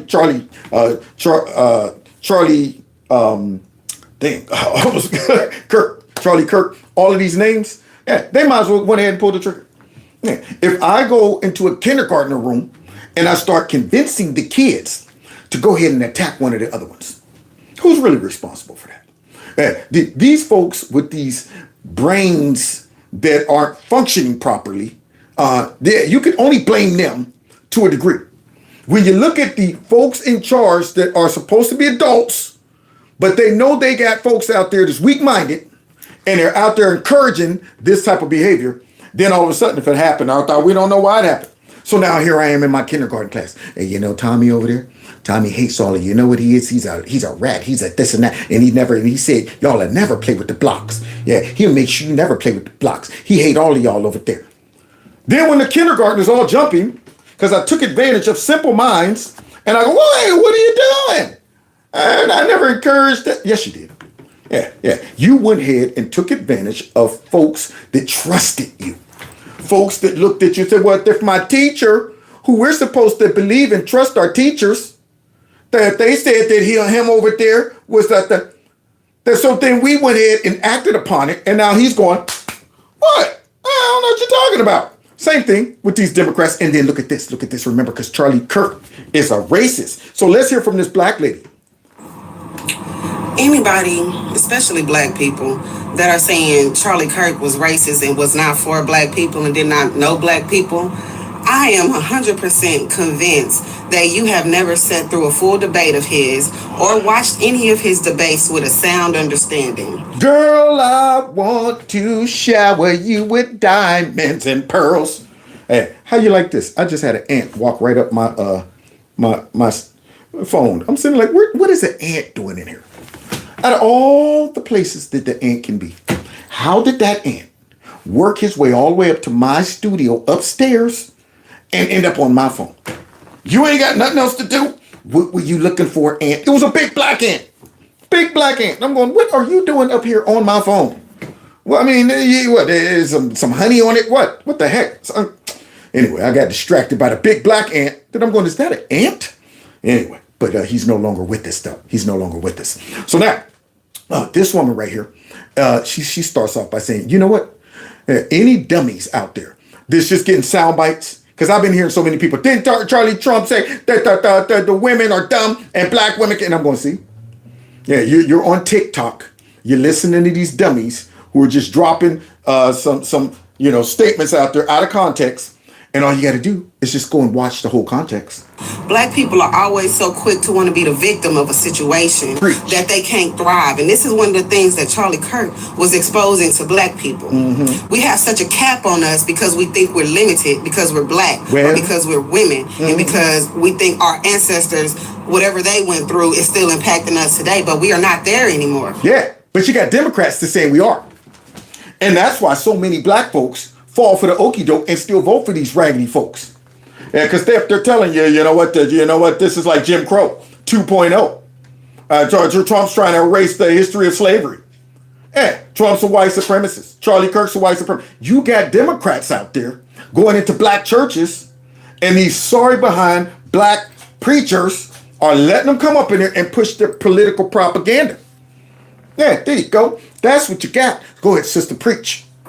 Charlie Kirk wasn't saying that we didn't need or black problems didn't matter. He was saying, hey, you're not a slave anymore, and there are no more laws that are holding you back. What? You mean ain't nothing holding us back? So you're telling me, young, smart, intelligent black lady, that a lot of black people are operating like the elephant. Like the elephant. Yeah, when they're a baby elephant, you put that chain on the ankle, and every time they try to get loose, more they struggle, they realize, man, I can't get loose. And they get to the point where you no longer have to put that chain on their ankle. Now you got a full-grown elephant that can't escape, and all you got to do is put a rope around that ankle. And that elephant don't even try anymore. It just says, you know what? I'm accepting my fate. Can't get right. Big and as strong as it is. If it just says, you know what? I'm going to try one more time to get free. Free, gone. But they're trapped in their mind. And so they go ahead and accept their fate. I got to stay here with this around my ankle. And I'm going, you don't realize how big you are. You don't realize how strong. It's just a little rope on your ankle. No. I can't get loose. It's been like this for years. So go ahead. Keep the rope around the ankle, dumb black folks. Much as I love them, I see it all the time. You can't get nothing in this world. The white man ain't going to let you. And that you can't do what a white person can do. You should get up and go and try these methods and become somebody. One thing we got to understand is life is hard. Yeah. And we don't need handouts. Handouts is making people weak and sensitive. That's why this man was just killed over mere opinions. Yep. Handouts. Yeah. We just had a lady at my job. Came in as a temp. Worked her way to become a real employee. She was a line operator and then quit because her government assistance. She was where they found out she was working a job. And I'm like, this is a good job. This job is giving you all the benefits you need. I mean, what else can the government, what is the government giving you that this job ain't giving you? But the mind, see, it was the mind. I can't, will I leave my security? They said they're going to take away my government assistance and quit. I'm going, good grief. See, that's the mentality that keeps folks down. Unbelievable. And they are making sure that they give that incentive. What? You trying to better your situation? First of all, you could only make so much. Okay. And that secondly, no men in that crib. Now, we'll keep you on the teat of the government. But you can't go too far. See, we'll give you just enough to survive, but not enough to thrive. Having an opinion. This man never said nothing racist or hated or hateful towards black people. No, I followed this man very closely and watched many of his debates, and I stand in agreement with a lot of the things that he say. And I really, if I disagree with anything, it was so small I can't even think about nothing I disagree with. Now look at that. Coming from a black person who's informed, who actually watched what Charlie Kirk was saying. See, not one of these dudes who just get on TikTok and listen to Destiny and there's somebody out there stupid. Charlie Kirk was a white supremacist. He supported this and that. And I just hate that we are people who are so quick to be controlled by the word racism that just one little clip misrepresenting what somebody said is all we need to throw somebody under the bus. Go on, girl. Now, wait. What party uses racism to weaponize, to whip black folks into a frenzy? What party is constantly throwing out racist? Do you hear that coming from us? Do you hear it coming from the right? You know why? Because, see, we look at all Americans as Americans. And when we're talking about policy, we're talking about how it's going to benefit the American people. Democrats say, well, why do that? Why try to convince individuals? How about we just go ahead and lump all the blacks together and say, racism. We know that'll get them going. Don't listen to what this person's saying, regardless of how smart it is, how much sense it makes. Because guess what? Regardless of that person is a racist. There it is. That person's a racist. So what does that do? Puts up a block. And the Democrats use this mess constantly. Always say, give them about 2 minutes in a debate. And then, of course, racism gonna come up. They cannot go without eventually saying that's racist. We got to think about this. Who are the kind of people, and not to this was a white on white crime. And whenever these type of people get involved, that means there is some power being seeped out somewhere to the masses that the people in control don't want the power to be with. Yeah, see, because Charlie Kirk was making a dent in the college atmosphere, digging into them. Yeah, the more he went on, the more MAGA hacks I start seeing. The more the audience started to change. All these young folks were coming out and they were celebrating every time Charlie would destroy leftist crazy ideas. Their arguments weren't making sense. And that's all you got to do. Once you get them talking, they will talk themselves into embarrassment. They will talk other folks with common sense right out of buying into their shenanigans. It exposes just how crazy their ideology is. That's what Charlie Kirk was doing. Letting them expose themselves during these debates. They get up there and say the stupidest things and people with common sense go, yeah, that didn't make sense. And what Charlie just said, and these folks sound crazy. That's all you got to do. Let them talk themselves into this nonsense. And this is what he was doing. He was showing a lot of people that are blind and programmed by the system to wake up and get out the matrix. To get out the matrix. Stop chasing their tail like Nala's doing right now. Yeah, she just helped contribute to the chat. I looked over there and here she is spinning around chasing her tail. Yeah, and we'll never catch it. There it is. People running around. I'll find me some racism. I'm going, you're chasing your tail. You're chasing your tail. How about you focus on what's in front of you, not what's attached to your butt? But no, I'd rather keep chasing my tail. I'm going to catch it. Don't worry, I'm going to catch it eventually. And this was the problem. Telling black people you don't need government assistance because you can be somebody is not racist. What? Telling us that government assistance has hindered us because before we were on government assistance, we were more successful people is not racist. Now see how you sound when you're informed? When you actually listened to Charlie Kirk. Yeah, notice what she's saying. She's saying, look, here's the things that he was saying. And just because you want to be sorry, it hurts you too much. Hey, you want to default back to what? I can't get ahead. I want a handout. I need this and I'll never be nothing because the white man. And Charlie Kirk was saying, you're better than that. You're better than that. You're trying to be sorry. Reading and understanding the facts. Ever since we started getting subsidized by the government, we have been controlled by the government and not in only what we can do, but how we think. And this is a person who challenges you to think for yourself. Yeah. The things he said about George Floyd, y'all act like because an officer killed George Floyd, that made him a saint, like he wasn't a criminal. Oh, now you see how the left pumps up their heroes, Killer Garcia, George Floyd. But they want to talk about Charlie Kirk's character. That we don't want to celebrate him because Charlie Kirk was the husband loyal to his wife with 2 kids, a law-abiding citizen that was productive in society, that simply wanted to have conversations. So therefore, we don't want to celebrate that right there. Yeah, but we will celebrate George Floyd, who stuck up a pregnant woman with a pistol and had a whole heap of fentanyl in his system when he OD'd on that curb right there. Yeah, that's our guy. We're going to build a statue to that dude right there. That's what we're going to do. Not me. I'm not celebrating that mess right there. See, so here we go. She's dropping knowledge. And you know why?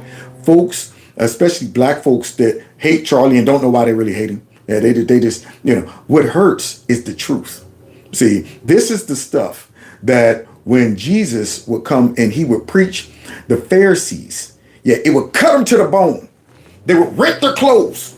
They were going, man, if the people wasn't on his side, we would rush up on this dude and rip him to pieces because he's pricking our conscience. Folks don't like that mess. Now, I'm not comparing Charlie to Jesus, but anybody who speaks the truth, when it hits the consciousness of folks who they say, that just went right down my street.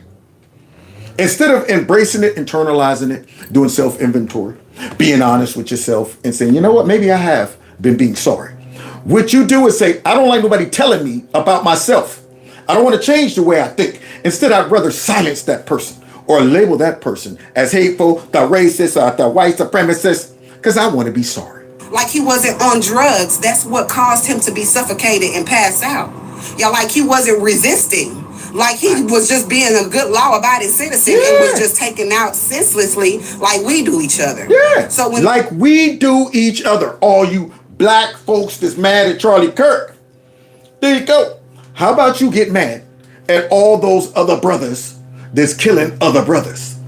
Huh? But you want to get mad at Charlie Kirk. How many black kids did Charlie Kirk go into the neighborhood and shoot up?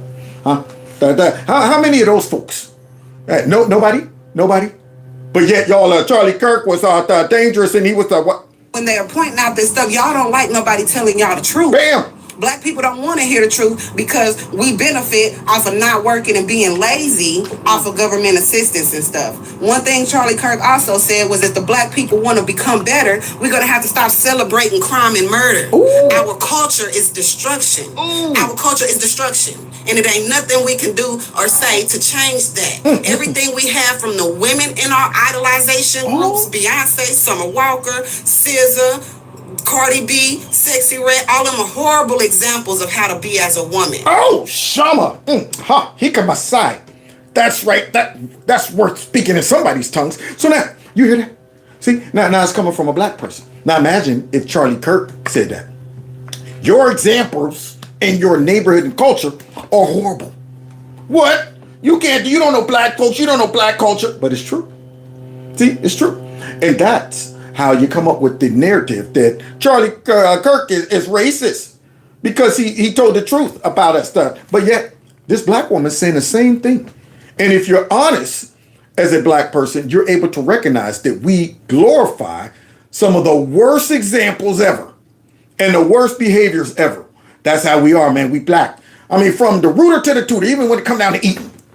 You know how we do it, man. We got to have hot sauce on everything and we fry everything. Put that popsicle in that bacon grease over there. Fry up that popsicle. Everything must be fried. And I'm going, jeez. Maybe we should pull back a little on the grease and the fry. Hey, man, we black. That's what we do. I'm like, see, there you go. Yeah, you'll be black to the end, even if it's to your detriment, right? Even if you're not able to say, hey, my feet are tingling in the middle of the night for a reason. Yeah, you gonna let your blackness get your leg amputated? The same thing with the NBA young boy, Lil Baby, Da Baby, Lil Wayne, Baby, P. Diddy. All of those are examples of how to be a terrible person. And what he is saying is get these examples from in front of you and your kids so that y'all can thrive. Yes. Also, let's work on building the family back. One of the things that destroyed the family was removing a father out the home. Woo-wee. Now, imagine if these words that she's talking about didn't come from Charlie Kirk. Imagine if they just watched this black lady say this, they would all be going, oh, yeah, she does got a point. I mean, you know what? Black folks need this. But then as soon as you say, Charlie Kirk said this, what? That dude has no right to tell the truth about black people and black culture. That is, surely it's coming from a place of racism. See, this is how you get the dummies to expose their dumb. Same thing with Trump. You start talking about some policies that Trump supports without saying it's coming from Trump. Folks be like, hey, I feel you, man. You know, next year, yeah, that's the, you know, the MAGA movement. Trump, you know, he supports. What, Trump? Oh, but then, nope, that common sense just went right out the window because of Trump. Put that back together so we can start becoming a good community. Yes. But we don't like being told nothing. Ooh. We don't like being told how to better ourselves because we want to be victims so bad. We want to be at the bottom of somebody's pity party so bad that we'll take anything we can to disregard or dismiss any ethical or sound doctrine to help better ourselves. In other words, many black folks want to be sorry. And it burns me up. To be so proud, you know, black folks say it loud. I'm black and I'm proud. But yet you want to be sorry. Yet you aren't able to make some changes because it's coming from a white man.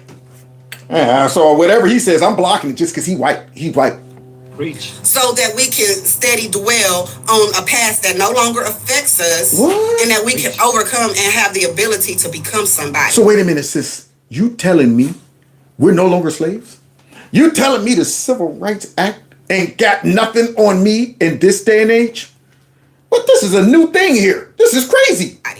My last point is, I always tell my daughter, because I made her read about Madam C.J. Walker, a self-made black woman millionaire, during a time way worse than today. Yeah, but remember, LeBron James every day, the black people are being hunted every day, and all of that. Yeah, all of these rich black liberals on TV telling you you're a victim and Donald Trump and them, but you're not wanted in Donald Trump's America because he's a white supremacist and this and this and that. You can never, and I'm going to see, you're letting rich black liberals that are more loyal to the Democrat Party than black folks tell you you can't be nothing. Hey, you'll never make it in Donald Trump's America, which his economy probably gives us all the best opportunity that you can have. So everybody with all these excuses of why you can't be successful because you black or a woman, odds have always been being defeated since the beginning of time. So you're an odd defeater? You're saying that? See, I don't know about you, but I like a challenge. Yeah, I don't want to be sorry. I'm going, you know what? If there's a war, I'm the only one coming out. If I'm in a plane crash, I'm the only one surviving. I'm going to be the guy giving the interview afterwards. Like, man, it was close. The plane was going down. I grabbed a couple babies, jumped out, tucked and rolled, and survived. It was crazy. It was crazy. Yeah, I'm always thinking I'm going to beat the odds. But yet, you got folks out there in leadership positions that saying the odds are stacked against you. So why try? Stop teaching your kids and capping your kids at you black or you a woman so there's stripes against you. Stop teaching that to your kids and let them know you're going to have to work hard for whatever you want. Yeah. Be resourceful and go for what it is that your goal is. Go on, girl. But we keep teaching each other that, oh, it's hard because we black. I've been a victim of that mentality too. And that keeps you in a slave mentality. Right. It keeps you from going to strive. If you are conditioning people and making people believe that I automatically am going to lose or fail, or it's going to be even harder for me just because I'm black, most people not going to even get up and put their best foot forward. Man. Woman. So when you tell people, hey, wake up, you don't have to be like this and you can be better, that's making you get uncomfortable because now it's time for you to work and become somebody instead of dwelling in your comfort of nothingness. Nothingness. And everybody is taking this man and all these clips and misrepresenting him. Y'all hear that? Taking the clips and misrepresenting him. Yeah, because that's all they can do. See? I mean, how are they going to protect their narrative? That you want to stay away from Charlie Kirk. He's toxic because he's a white supremacist. No, don't go listen. Don't go listen to the whole thing he's saying in context. Don't do that. Don't do that. Just listen to us tell y'all what he stood for. Yeah, just listen to us do that. All for the simple fact that people don't want to do better. That people hate knowledge. The Bible says in Proverbs chapter 1, 22 through 24, when will you fools stop hating knowledge? Yeah. Fools hate knowledge. They do. And you know what else they hate? Wisdom. See, because knowledge and wisdom, they can work hand in hand, but they also can be separate. And if they're separate, you still got a problem. Because, see, knowledge is just knowing something, but wisdom is the ability to apply what you know. See, so yeah, if you sitting back talking about the, you know what, I know I got sugar diabetes. Yeah, that's just knowledge. You know you got a problem. But then wisdom says, don't go and buy about 18 Twinkies and eat them. Don't be working in a chocolate factory where you're surrounded by temptation. And wisdom says, let me get far away from this mess as I can. So it's the ability to apply the knowledge that you have. Folks need to wake up and do that in our country. Yeah, don't be talking about, yeah, I know, man, the Democrat Party been out there tripping, but still, I'm going to vote for them. Like the dummies that I see, like Charlemagne, Stephen A. Smith, get up there, talk about how raggedy the Democrat Party is, how divisive sometimes they are. They'll say things that make you go, Anna, Kasparian, all of them. They'll get up there and they'll say all this stuff, and then all of a sudden, but I'm still on the left. And I go, you lack wisdom. You got the knowledge, but you lack the wisdom to say, maybe if the folks that I support are cheering on assassination culture, maybe if I'm listening to these raggedy Democrat politicians use such hateful language that it encourages the crazies, maybe I'm in the baddies. I'm one of the baddies.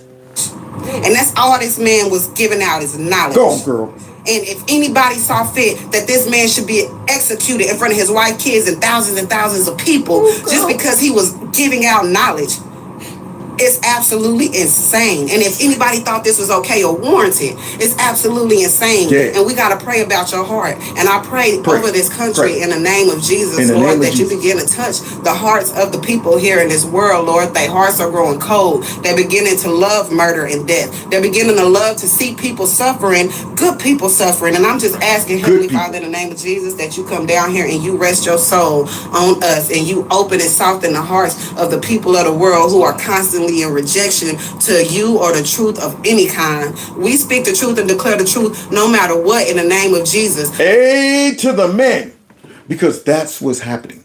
People's hearts are waxing cold. Cold.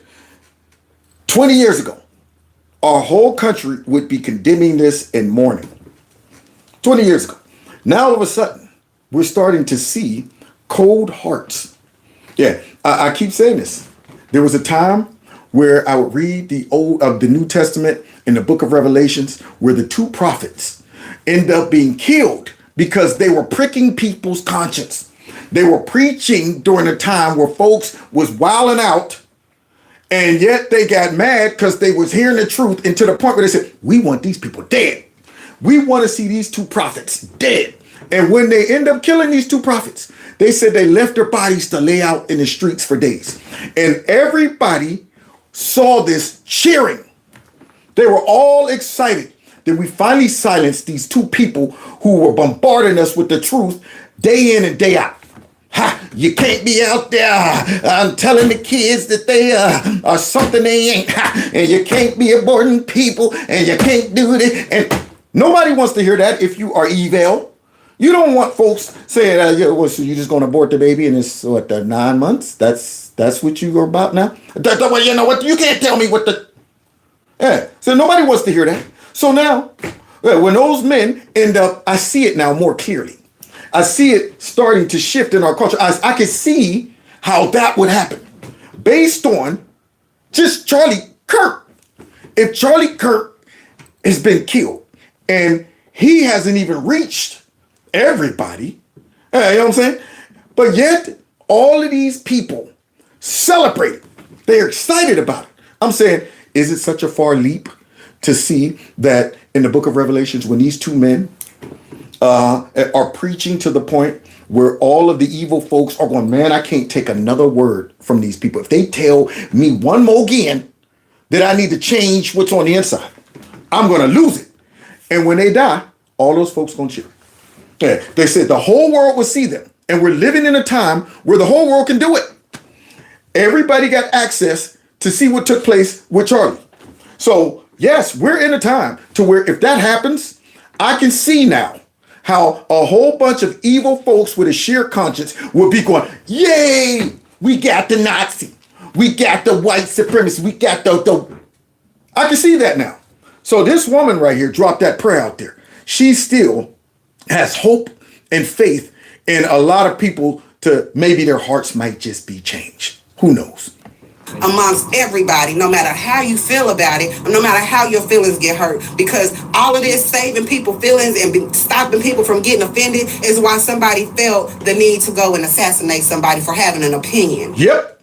So when you start telling everybody you're a victim, they keep messing with you, that these folks are evil, their opinions and their words are violence.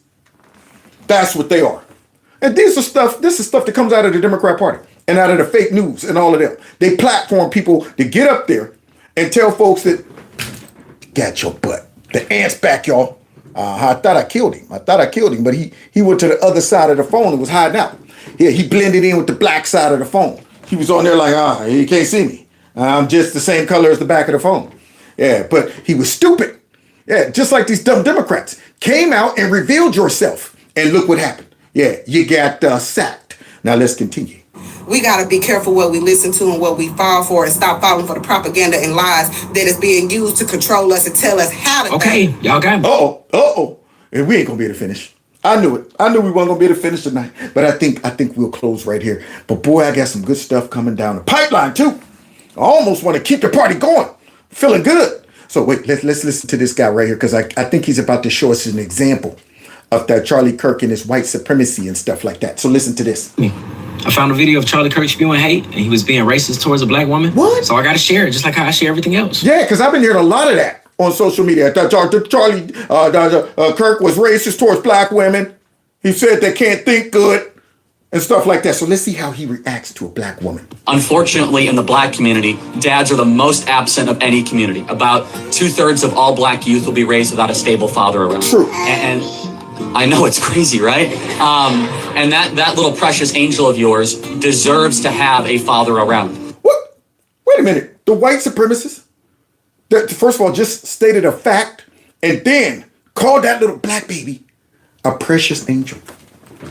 You telling me this white supremacist set aside all of that white supremacy and that racism, he should be excited about the black community killing itself. He should be excited about all those fathers not being in the family. He should be excited about all the black babies that are aborted.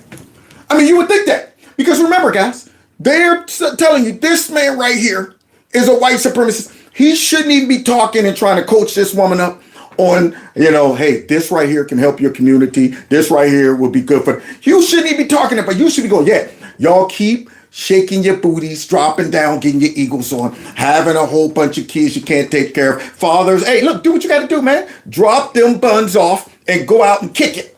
Go out and kick it, man. Don't worry about your seed. Do that. That's what y'all should do. More abortions for everybody. More abortions for the black folks. You would think that's what he would be doing, right? Making sure he positioned himself to reign superior over all the black folks. Less black folks, the better, right? More uneducated black folks, the better, right? Less fathers in the homes, the better, right? More black on black crime, the better, right? But yet this man is telling us that, hey, y'all got to stop the killing. Y'all got to keep the families together. This is a precious black child right there. But yet he's a racist, though, remember? For sons, it's different things. For a daughter, that's a father figure to look up to say that is how a man should act and someone that I ought to one day marry, someone that will protect me from a vicious world, and someone that makes me understand what strength and not brutality looks like. Sounds racist to me, right? You hear all these wonderful things he's suggesting and saying to this black lady and her daughter right there? They're bona fide racist. What justice but not revenge looks like. To have a father figure is a silent way of forming a child to be a mature citizen. And unfortunately, as we remove dads from families, government has come in and has taken the place. So some people need help and they need social assistance. All of that should be about incentivizing the dad staying around, not the dad leaving. Unfortunately, with welfare, you can get more money for single mother assistance. And so you see that, black lady? That's very true. See, this right here is what, a black person or any person with common sense should be saying when they hear the truth. Here's Charlie Kirk just saying nothing but the truth. And her heart is open to where she's like, yeah, that's true. Yeah. And you don't think I know that? I had a cousin who I helped move to Cincinnati. She had 7 kids. 7 kids. Her house that they gave her through government assistance doubled mine. 4 stories, balcony, everything. I'm going, wait a minute. You ain't even got a job. Yeah, I know. Government assistance. But don't let her get married. All that goes away. All that goes away. And because you got 7 kids, more money for you. That's not including the food, little extra cheese, extra cash for you too, along with a $2,000 a month payment for that big fat house that you was living in. Better than mine. Yeah. So I get it. Yeah. As long as you stay connected to the system, long as you keep voting for folks to say, oh, you're a victim, but we'll take care of you. Right? You agree. We're actually subsidizing single motherhood more than we are subsidizing family formation. The number one objective of any social welfare program should be, how do we keep the family together and put dads back in the family? Now he's talking to black folks. The demographic that has the least amount of fathers in the family. You would think he would be misleading this woman. You would think he'd say, you know what, you're better off without a man in your life. Let your kids stay out all night, run down and do those the smash and grabs. Let them go ahead and stay out in Chicago on top of the cars, shaking their booties and stuff like that. Yeah. Subject them to potential gun violence in the hood. Don't try to get out the hood. Don't try to get out the hood. Stay right where you are. But Charlie Kirk is giving this black woman sound advice. You can tell he really cares about this woman and the black community. And yet you got dummies out there said this man was racist. That is the number one priority. That was the person y'all said that was racist and hated black people. I don't know about y'all, but you can't turn hate on or off. Nope. And a racist person would never call you and your family beautiful. See? Smart black man. Yeah, just like when I said, wait a minute. All the media and these Democrats are saying Trump's a racist, but he gave money to Jesse Jackson and his raggedy campaign twice. The same Donald Trump that was financing black entrepreneurs and didn't make them pay back their loans. That Donald Trump? Your same Donald Trump that went ahead and put Jennifer Hudson up in a hotel for free after her family members got killed. That Donald? The same Donald Trump that was supportive of Mike Tyson when nobody was supporting him. He's like, you know what? I never turned my back on Donald Trump. I mean, he was the only one there for me when I was... Yeah, that same Donald Trump. So let me get this straight. Hey, he turned all that racism off during those moments. Then you know what? Now that he's the president, all of a sudden, he's a racist. Hey, all of a sudden, after he beat these raggedy behind stinking Democrats, they use the only playbook they got. Demonize somebody and label them a racist. Because we got enough dummies to fall for that mess. But not this guy. Like, that's who y'all said hated black people. Like, I don't know, bro. Like, the more I go down this rabbit hole, the more I just get, like, re-pissed off all over again. Because I just get, like, the videos of folks celebrating and all of that just come back in my head. And the people who were saying, I'm celebrating because he hated black people. I'm celebrating because he was racist to us. And I come across videos like that, and I'm like, huh? Like... Exactly. That's what makes me want to say what that lady said. You freaking animals! Got to be.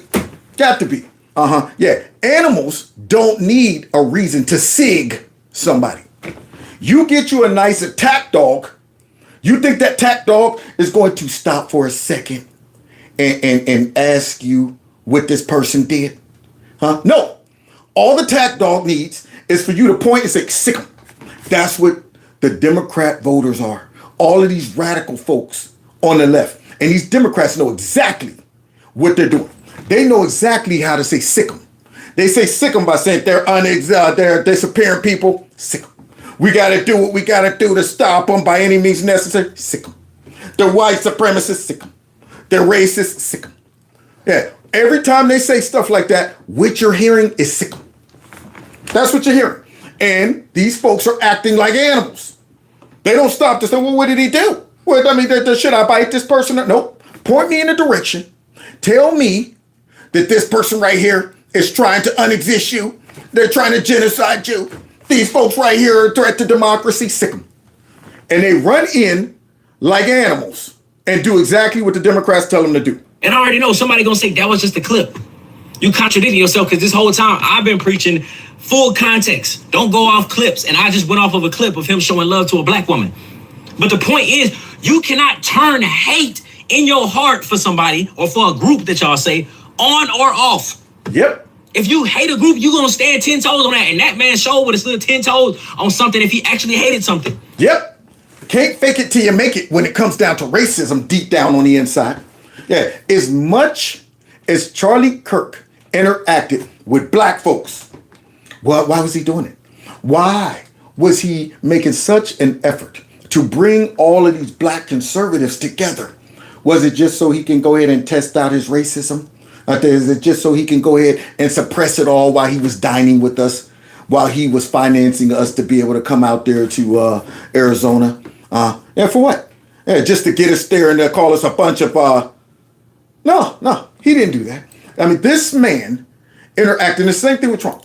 No, it doesn't matter how much overwhelming evidence that conservatives show dang on radical liberals and the Democrat Party. See, the Democrats, they know these people aren't racist. The fake news know these people aren't racist. They're just labeling them as racist. The dummies believe it. See, so no matter what Trump does, you think the Democrats are ever going to come out and say, you know what, Trump's actually not a racist. They're still going to be saying that he didn't disavow, he didn't do this, and that don't forget Charlottesville, and don't forget, they're still going to do it. If Trump came out and moved every black person into Mar-a-Lago and said you can live here rent-free, give you anything you want, here's $1 million, he's just doing that to pander to black people, this and that. Because that's a part of their strategy. That's how dangerous, though, these folks are. They will make sure they stand 10 toes down with their lies, which unfortunately manifests itself in their dummies by them standing 10 toes down when it comes down to believing the lies. So it doesn't matter how many black folks Charlie Kirk interacted with.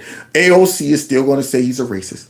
Ilhan Omar is still going to say he's a racist, like they do every conservative. So let's continue. But all of a sudden, in this situation, he sees this beautiful family of this mom and kid, and he's going to call them beautiful and a gift from God. And you trying to sit here and tell me that he hated black people? See, man, I love it when I see brothers like this and a sister like that. Yeah, this is a true brother. He got the wave cap on. Yeah, he's up there rocking the beater with the tat on the chest, the hat up. Yeah, this ain't no Carlton Banks. This is just a regular black man who is smart enough to see through the crack. It's trying to tell me that he was racist to black people. If you didn't go along with... Oh, y'all. Man, see, I ain't gonna be able to make it. I'm already at 2 hours. I already knew it, man. Yeah, but I'm on a roll. I'm on a roll right now. See, I'm thinking about going ahead pumping the brakes to finish the rest of this maybe tomorrow, because, we got to let it marinate. Somebody said, who is the podcaster? You mean the last guy, the black dude? Honestly, I don't know. It's a TikTok clip, but I'm sure if I blow it up, I can see the TikTok name on the bottom. So I'll try to get you guys the references to these people. But you know what, though? Maybe somebody said we love this time with you. Thank you. Y'all making me feel all, you know what? Y'all might be encouraging me to go ahead and keep it. So check it out real quick. See, this is an example. Now, last week, Stank, I guess his name's Chink or whatever, from the Young Jerks, he was on, his little video condemning what took place with Charlie Kirk. And it did seem sincere. He was upset about it. But see, what he forgot is that he himself has contributed to this. See, so now Stank gets exposed by Dave Rubin. And Dave Rubin, I told you, MAGA is mad. It's time to take the gloves off. Right about now, Dave Rubin is like, you know what? Get these gloves off me. Get them off me. See, I'm sick of coming out saying that, sir, we got to stand in solidarity. I'm going to call out some of these hypocrites to their face. And look what it does. Boy, I tell you, this demon and Stank is about to reveal itself. The power of Christ compels you. So watch this. With everything that they believed, you would be cancelled, you'd be destroyed, you'd be shamed, you'd be vilified. And now, as we've seen with Charlie Kirk, you will actually be murdered in cold blood. Simply for having opinions that they don't like. It is, as I said at the start of this, it's unnerving. It's quite scary, actually. And when you see those TikTok videos of them so proudly talking about this, joyously celebrating a murder like that, I really do fear about what is going on. Me too. Well, Piers, it's not even that it's about his actual opinions. It's about the opinions that many thought leaders on the left purport that he has, which are complete lies. Give me an example, Dave Rubin. So look, I am in somewhat of a reconciliatory mode here. So I'd like to ask Cenk, I have 10 headlines here he has put up about Charlie Kirk. They are on his channel right now. And 10 headlines that he had up about Charlie Kirk still on his channel right now. This is the same stink who was out to talk about, you know what, there was never a reason for the political violence, that what happened to him was horrible. But here's how I contributed to it, though. Let's see if Cenk believes that these are true. Yes, thank you. Charlie Kirk says prominent black women took white people's spots. Charlie Kirk boasts about his all-white basketball team. Charlie Kirk gives piggish advice to high school girls. Wow. Those all sound like misleading titles. Now, with no context. Ex-employee exposes Charlie Kirk's grift. Charlie Kirk embarrasses himself. What? Charlie Kirk's brain melts explaining anti-vax conspiracy. Charlie Kirk rants about women in their 30s. Now, Stank is looking real shiny. He's looking real shiny right there. Could be the light. It could be the light on Stank. But that forehead looks like some beads of sweat. He's like, oh crap, what is he doing? What is he doing?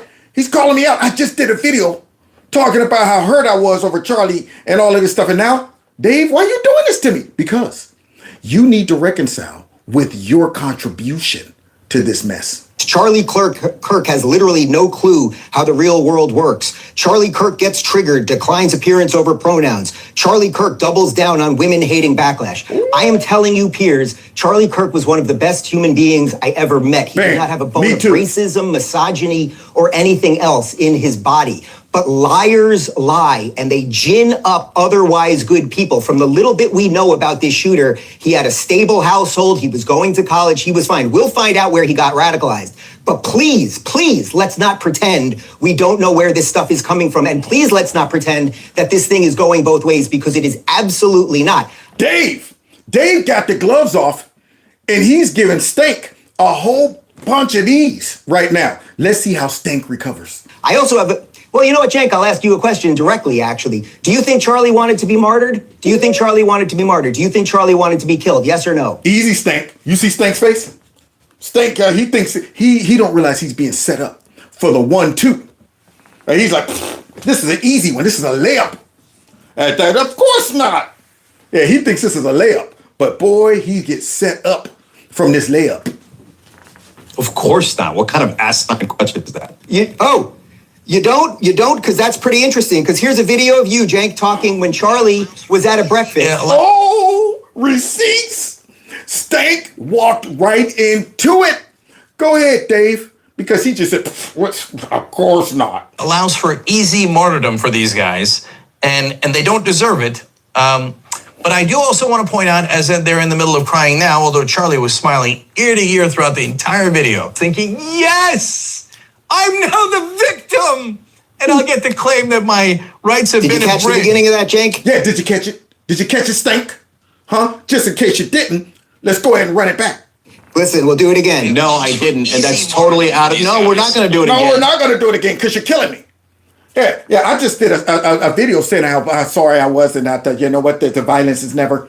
Yeah, now here you are, showing me how much I've contributed. Maybe you should rethink, Stank. Maybe you should do that. Maybe you should say, yeah, man, I did go overboard with those titles and narratives and stuff. And I can see how our dumb viewers might have said, well, you know what? Charlie Kirk is. So now let's see how Stank recovers. Totally out of context. I don't even know what the hell you're talking about. No. Listen, brother. Are you trying to get harm on me? Is that what you hear that? You hear his defense? His defense is now you're putting my life in danger. After I said a whole bunch of stuff that could have put Charlie's life in danger. But now it's like, what are you trying to do? You're trying to get me killed? What you're trying to do, you loser? You loser. No. You know you've lost the argument. when you have reverted to the playground like that, you stupid poopy head, you dummy, the stupid old, talking about you loser. No, I'm trying to do expose conciliation, exactly except what this people guy, like you look at the have last done. two things that the last two guests said. Piers.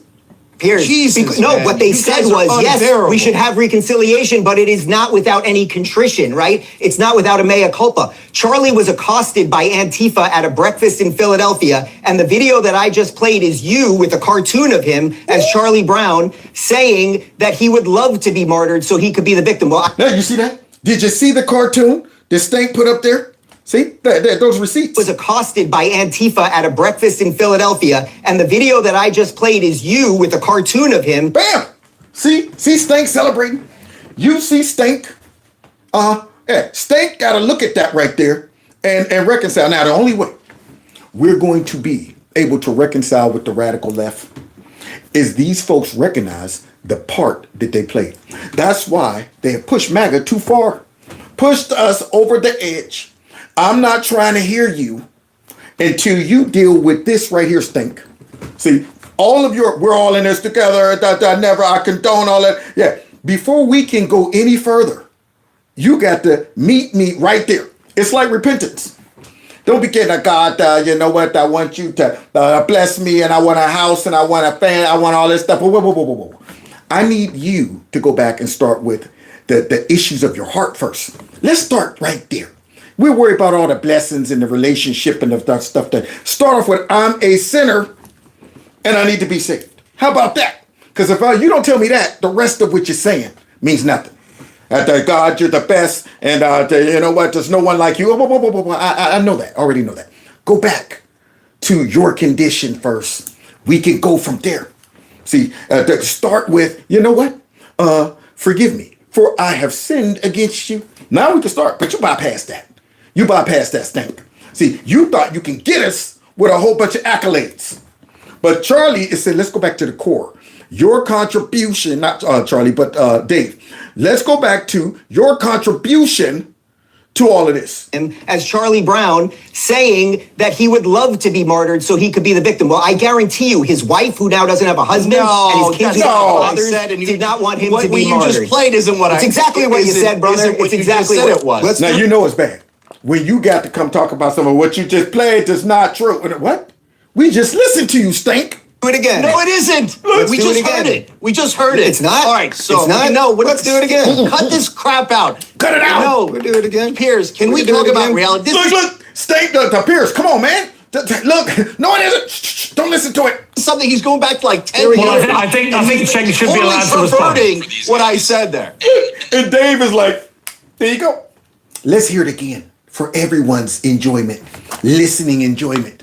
It allows for easy martyrdom for these guys, and they don't deserve it. That was when Antifa was going after him at a breakfast in Philadelphia. Whoever this dude is right here, he is sitting there like, See, this is one of them situations where you got to sit back and just watch this unfold. You're like, oh, shoot. Did he just play Stank's own words? And watch Stank lose it. Cenk respond to that. No, that was about words, you moron. It was about words, you moron. Charlie was about words too. And see, words can hurt. Words can go ahead and cause somebody to be crazier than they normally would be. Stank. But now all of a sudden, those are about words, you moron. When you start calling folks names, you've lost. Hey, Jesus Christ, man. All right. Oh, not a guy who doesn't even believe in Jesus. Jesus Christ, man. No, Jesus ain't coming to help you, Stank. And you got your own stinky butt in this Stank. Okay, now you're talking about some Jesus Christ, man. Boy, man, when I saw this clip, I was like, Stink is up against the ropes. So, easy now let's martyrdom. get to reality, okay? Shut up. Shut up. That's his argument. Shut up. There's a massive loss on a human level of a very bright, successful young man who, like you said, he didn't smoke, he didn't take drugs, he didn't, he wasn't a party guy. He was committed to his beliefs, and he was committed to, spreading the word of his beliefs, but also allowing people to debate with him about those beliefs. That's what a democratic society should be about. And yet here he is now, dead at 31, because somebody was incapable of listening to his beliefs without wanting to kill him. Yeah, Piers, look, this is a guy, I don't talk about it that often. I happen to be gay. It's not a big deal. I've been married for over 10 years. And I've sat with Charlie and my husband and his wife and talked about marriage and talk about the differences there and all of. Well, wait a minute. You mean to tell me Charlie was willing to sit and break bread with a gay man? I mean, wait a minute. He's ultra right? He would never sit and subject himself to a gay man. Would he? He's such a homophobe and a xenophobe and all of these folks. But yet he sat there with Dave Rubin. And now Dave is going to repay Charlie for his grace, gracing him with his presence. He's going to repay Charlie with being civil and by destroying Stink. So watch this. Those things, and we talked it out. That's what Charlie was great at. I do have to say, though, on the political side of this, for where this conversation has got heated, it seems to me that everyone agrees that Donald Trump is not Hitler and his supporters are not Nazis. Yeah, but Dave, why would they be saying that stuff? That's the question. If they all know that Donald Trump is not Hitler and his supporters are Nazis, what could be their motivation? What could be the logical outcome to them bombarding the psyche of millions of people every single day? Because that's what's happening every single day. Now, Dave can't leave Stink alone. He's like, man, I want Stink to tap out. So with that in mind, I'd like to read some other headlines. Okay. These are video titles from Cenk's channel. And if, in the spirit of reconciliation, maybe he wants to delete these things. Trump. Yeah. I want to see you delete them. Own them, Stink. Say, yeah, man, that does sound like it was a little too far. Yeah, that was exaggeration. I should take that down. Anti-Nazi program. Trump spreading Nazi propaganda. Nazis encouraged by Trump's Charlottesville response. Trump defends Nazis, very fine people. That is the biggest political hoax ever. Trump retweets a neo-Nazi again. Trump. What are you shaking your head no for, Stink? Why are you sitting there? Yeah, right now, Stink is the person falling off the cliff, going, no, like it's going to change the results. Yeah, you're not going to get wings right now and fly, Stink. You're falling. So you shaking your head no won't stop it. So here it is. Tell him more about him calling everybody Nazis and stuff. Disappoints neo-Nazi supporters.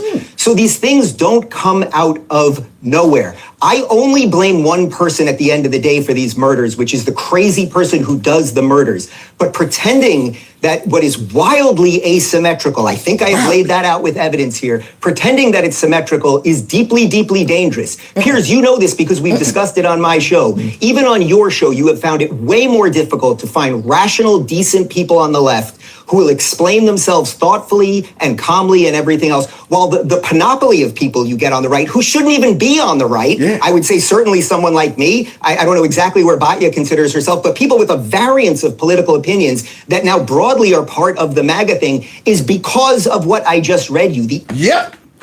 They done pushed a whole heap of folks our way by acting a fool, by being so radical that if you got a little bit of common sense, you go, these folks are going a little too far. These folks are losing all rationale. These folks don't even want to have a chit chat with folks without calling them Nazis and stuff like that. So now Stink has to be confronted once again. For some reason, Dave Rubin is fixated on exposing Stink. Endless hysteria of the left that has ginned up people to do crazy things. It's not to say you can't say the worst things. You want to say the worst things? Donald Trump's a Nazi. It's so tough to say. You want to say that? Go ahead and say it. It falls on the person who pulls the trigger. But if we're all sitting here saying, yeah, it's not true that Donald Trump's a Nazi and it's not true that his supporters are Nazis and he's not Hitler and all of those things, well, then before you get to reconciliation, a little bit of a mea culpa by some of us might be valuable. Yeah, you hear that? So since Dave Rubin done read all of those titles of him labeling Trump as a Nazi and he didn't disavow the white supremacists and stuff like that, Stink wants to bunny hop over all of that and get to the civility. He wants to bunny hop over all of the stuff he did to contribute to the way certain people feel about Trump and conservatives and get to the part where we all come together. See, now that's what he wants. Yeah, that he don't want to go through the pain of confessing that, yep, I played a part. That's right. I knew that Trump wasn't a Nazi. I knew that all conservatives aren't white supremacists and Nazis, but I used it.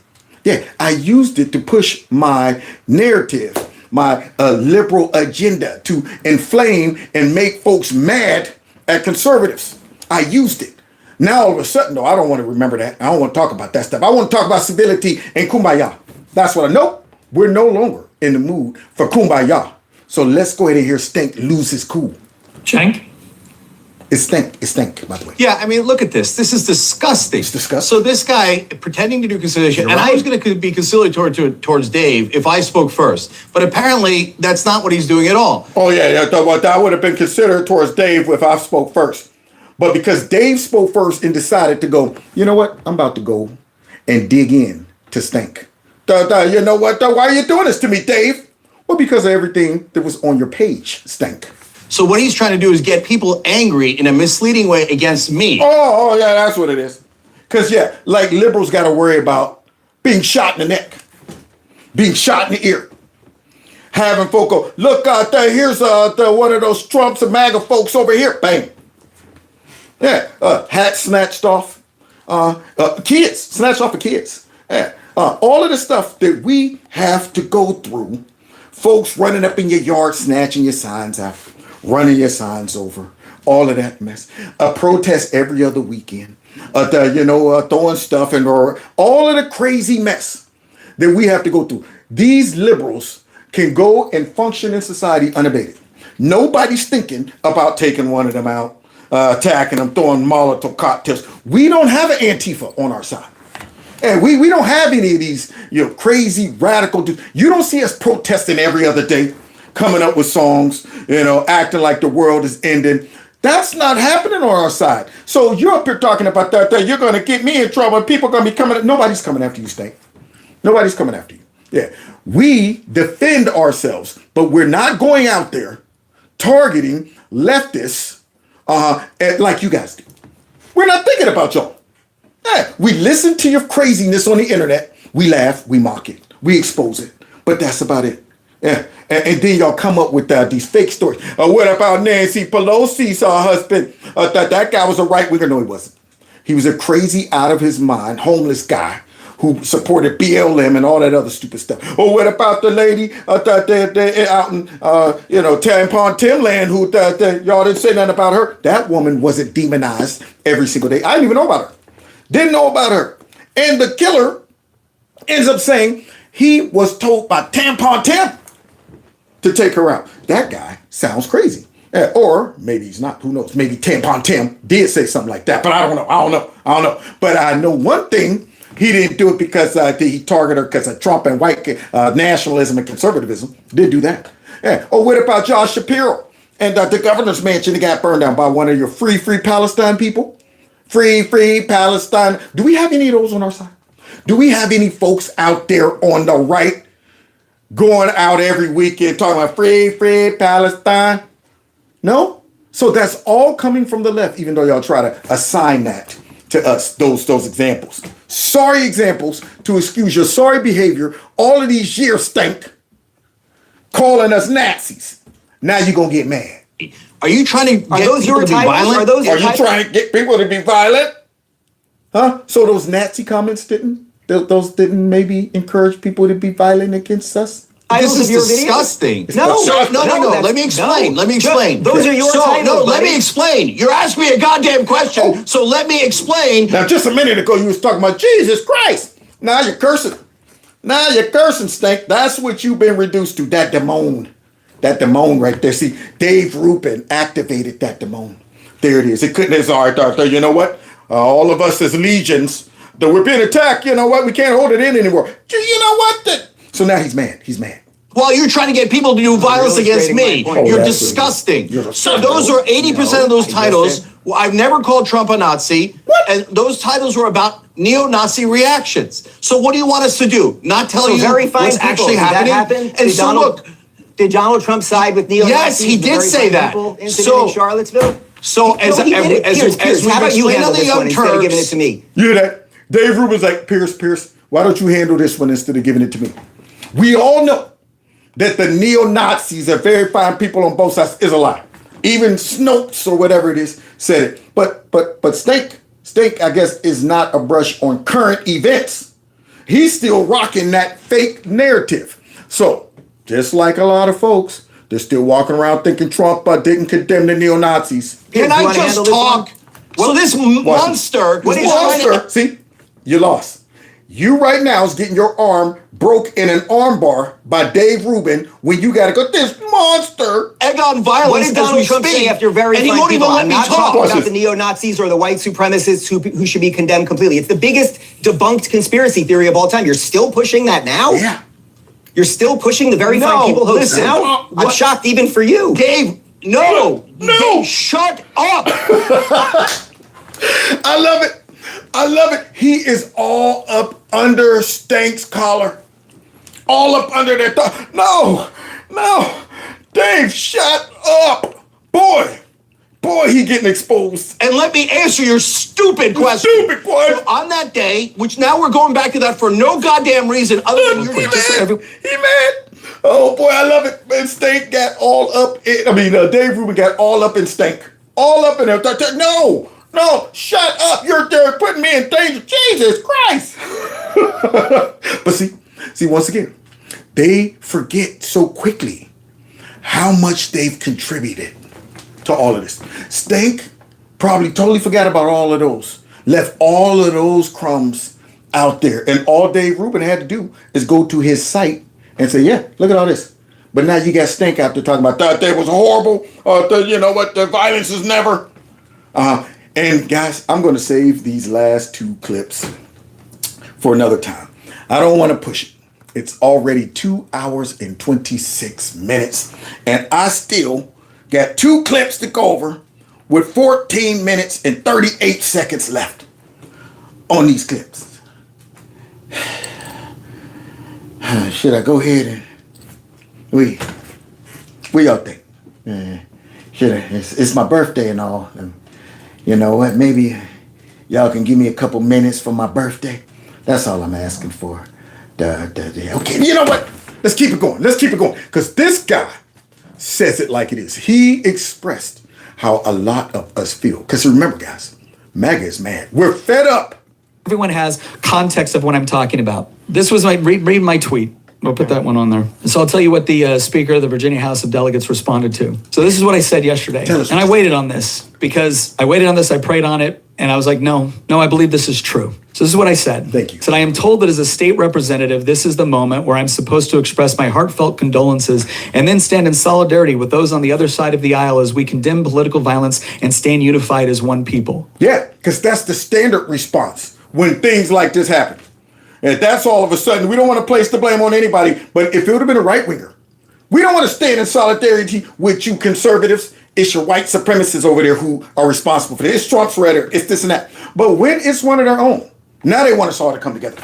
Now let's all go ahead and craft a statement. But this guy is about to say, I don't want to do that no more. Just like I don't want to do with, this stuff no more. Pretend that somehow we're all going to be able to live together. But we aren't one people, are we? The truth is we haven't been for some time now, and there is really no point in pretending anymore. We are two very different peoples. We may occupy the same piece of geography, but that is where the similarities seem to erupt. I convinced myself for a long time that whenever the left called me a racist, a bigot, a sexist, a fascist, a threat to democracy, for even the most innocent of disagreements, that it was simply hyperbolic rhetoric done for effect.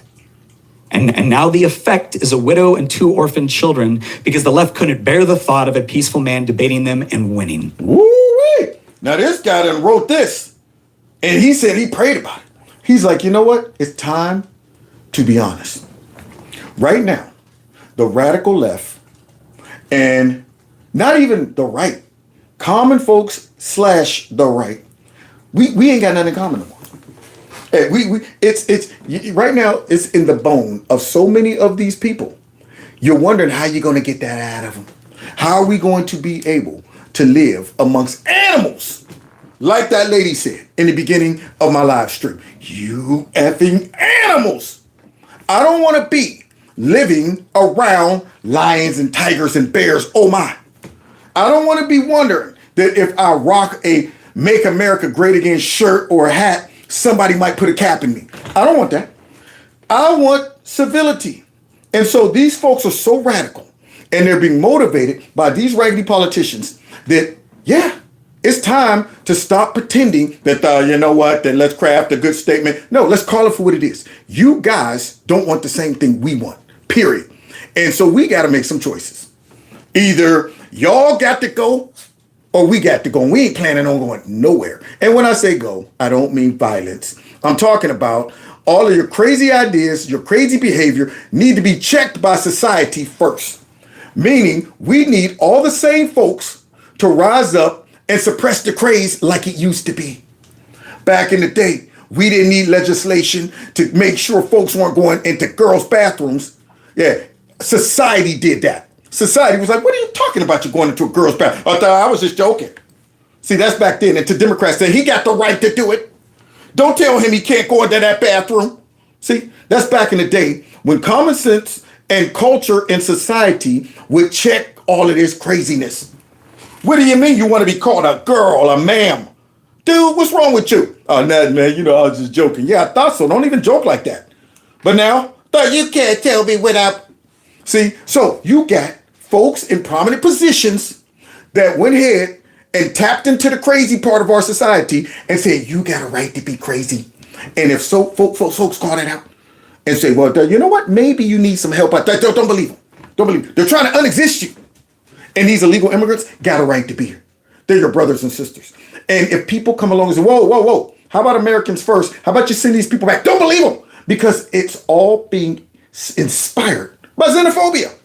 I don't think they realize it yet, but murdering Charlie is going to be remembered as the day where we finally woke up to what this fight really is. Yep. It is not a civil dispute among fellow countrymen. It's a war between diametrically opposed worldviews which cannot peacefully coexist with one another. One side will win and one side will lose. Yep, because we now see that the radical left is determined to do anything necessary to make sure they protect their craziness. Yeah, they're determined to do it. And they're being assisted by politicians who are making excuses for it. So now, what do you expect us to do? Keep pretending that maybe if we just keep being nice enough and, say that they'll finally just go ahead and wake up. No, we've seen what happened. They woke up when Charlie got killed. Yeah. We've seen their wake-up call. Their wake-up call is, you know what, glad that he got. That's their wake-up. You would think that would be one time that they would say, man, that's a mess. We shouldn't do it. We shouldn't do that. That's wrong. No. It was the opposite. It was showing us the drastic difference between the right and the left based on what they did and how they reacted to Charlie's death. Charlie tried to win that fight through argumentation, through discussion, through peaceful resolution of differences, and the other side murdered him. Not because he was extreme or inciting violence or any other hyperbolic slur they hurled at him. They murdered him because he was effective, because he was unafraid, because he inspired others and made them feel like they had a voice. Yep. And that's how you know you are a danger to the enemy. See, I want to live to a point where when I wake up, the devil and all his demons go, God, dog it. I was hoping God would take him this night.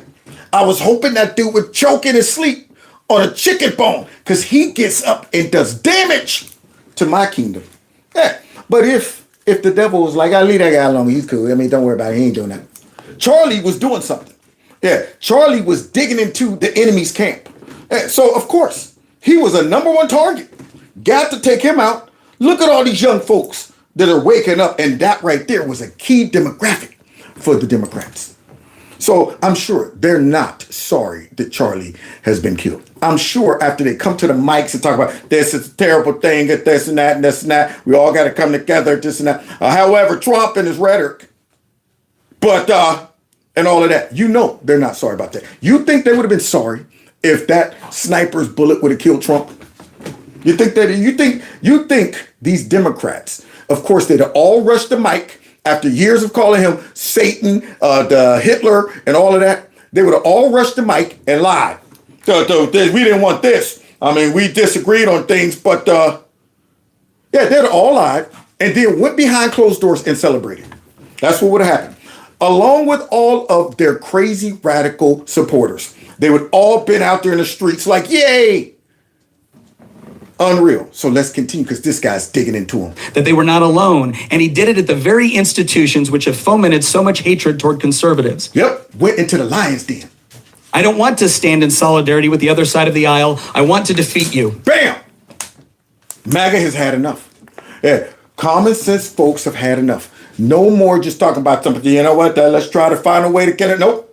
You guys are so drastic, so crazy, so radical that y'all must be defeated. Now, once again, we're not talking about physically and violently, okay? We got to defeat them. It ain't just good enough right now. Our culture war needs to go ahead and intensify. These folks need to be shamed into hiding.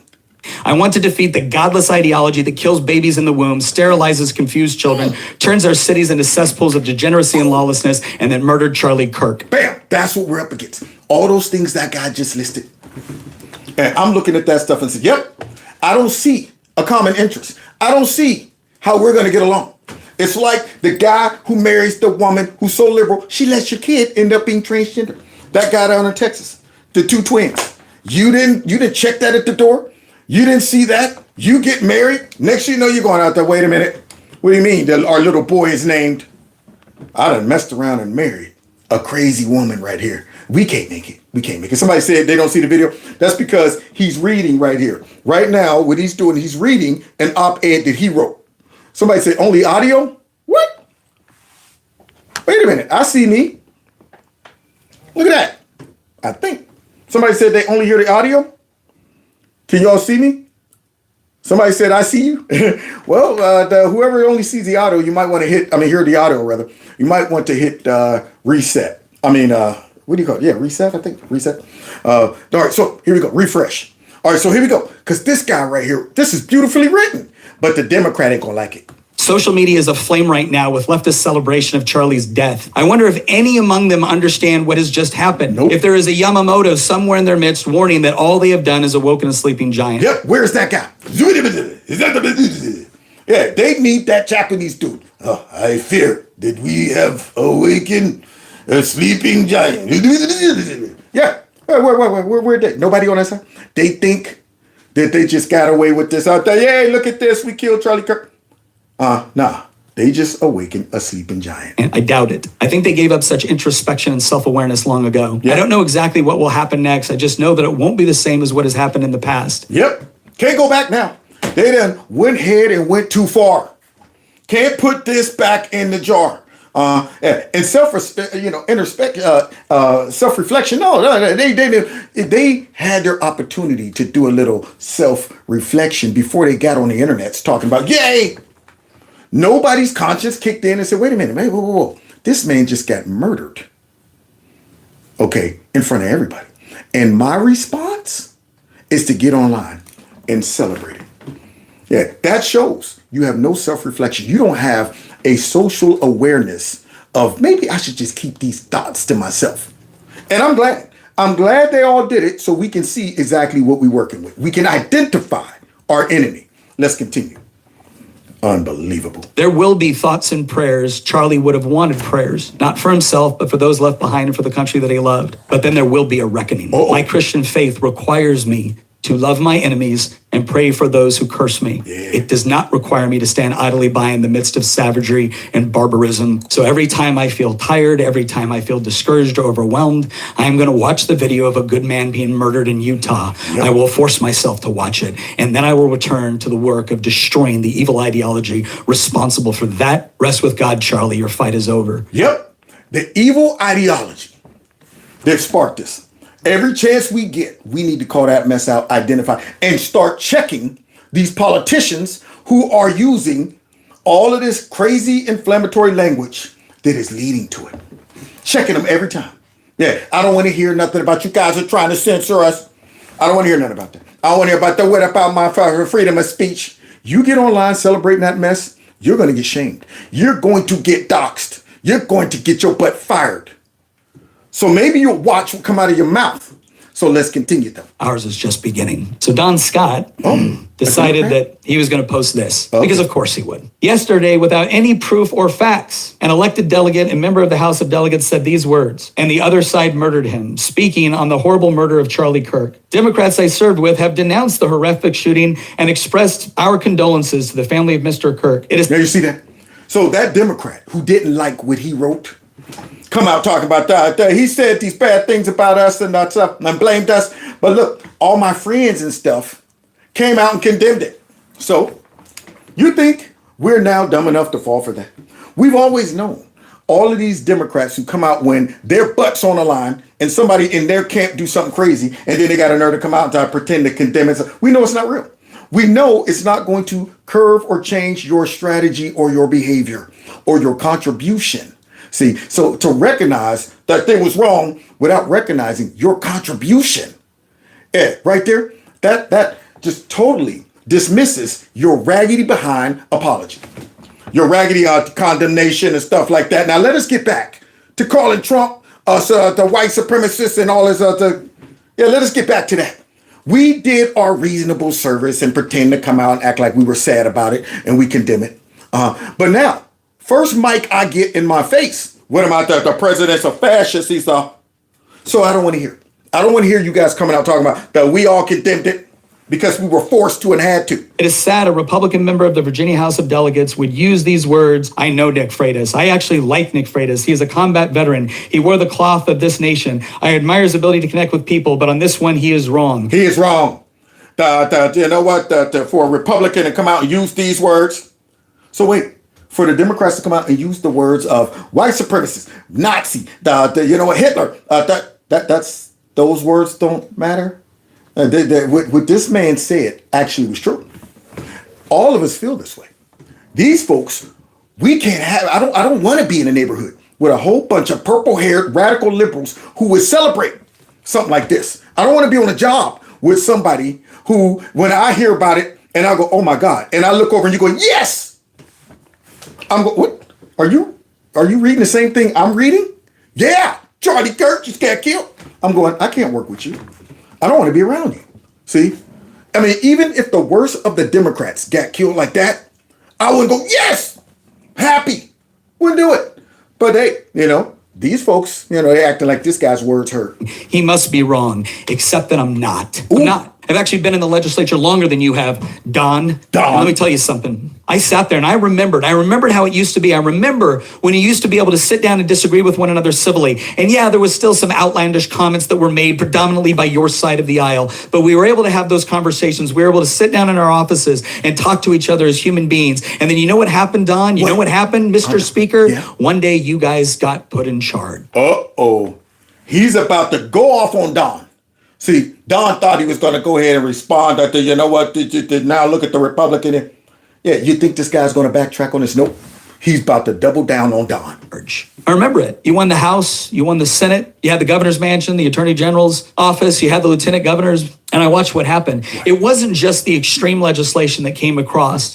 It wasn't just about trying to allow for abortion up to the point of birth or engaging in gun confiscation. It wasn't about doing all of the things that you promised us you didn't actually believe in. It was the way you treated us as individuals. Woo-wee! Now look at the case he's laying out. He's like, all of these crazy other things that you guys support. Now you get to see, he's laying it out beautifully. Now you get to see all of the crazy radical ideas coming from the Democrat Party. Coming from them. So no wonder that all of the crazy folks that vote for these folks react this way. Yeah. All of the stuff he just listed. What else? It was almost as if our humanity was lost the moment you got power. Because after all, there's no reason to be nice to us anymore. You controlled the House. You controlled the committee. I have watched as the Democratic Party has fully embraced the oppressor-oppressed dynamic, the critical theory view of the world, the view of the world that says that you can bifurcate all of society into those that are evil by virtue of their position, by their race, by their sex, and those who are the victims. And whatever the victims have to do in order to achieve liberation, whatever they have to do to achieve buzzword you're using. Right? Whatever buzzword. See, remember, by any means necessary. We heard them. That we got to save our democracy, the Democrats, by any means necessary. And here's a bunch of buzzwords for you. They're trying to disappear people. They're trying to unexist people. You know what? The xenophobia, homophobia. How many other buzzwords we got? How many other? Now ultimately becomes justified. And then what do when somebody calls it out for what it is? You decide to spend more time and effort condemning my response, which didn't advocate for violence. I didn't murder someone. Bam! Yeah, but you're condemning him. You're not condemning your own words. You're not condemning all of that. So this guy right here, by simply saying, look, man, I don't want to commingle with you guys anymore. We saw where that got us. We hoped after Trump won in 16, y'all would calm down. You got worse. Then we come and landslide y'all in 2024. And what do y'all do? Get worse.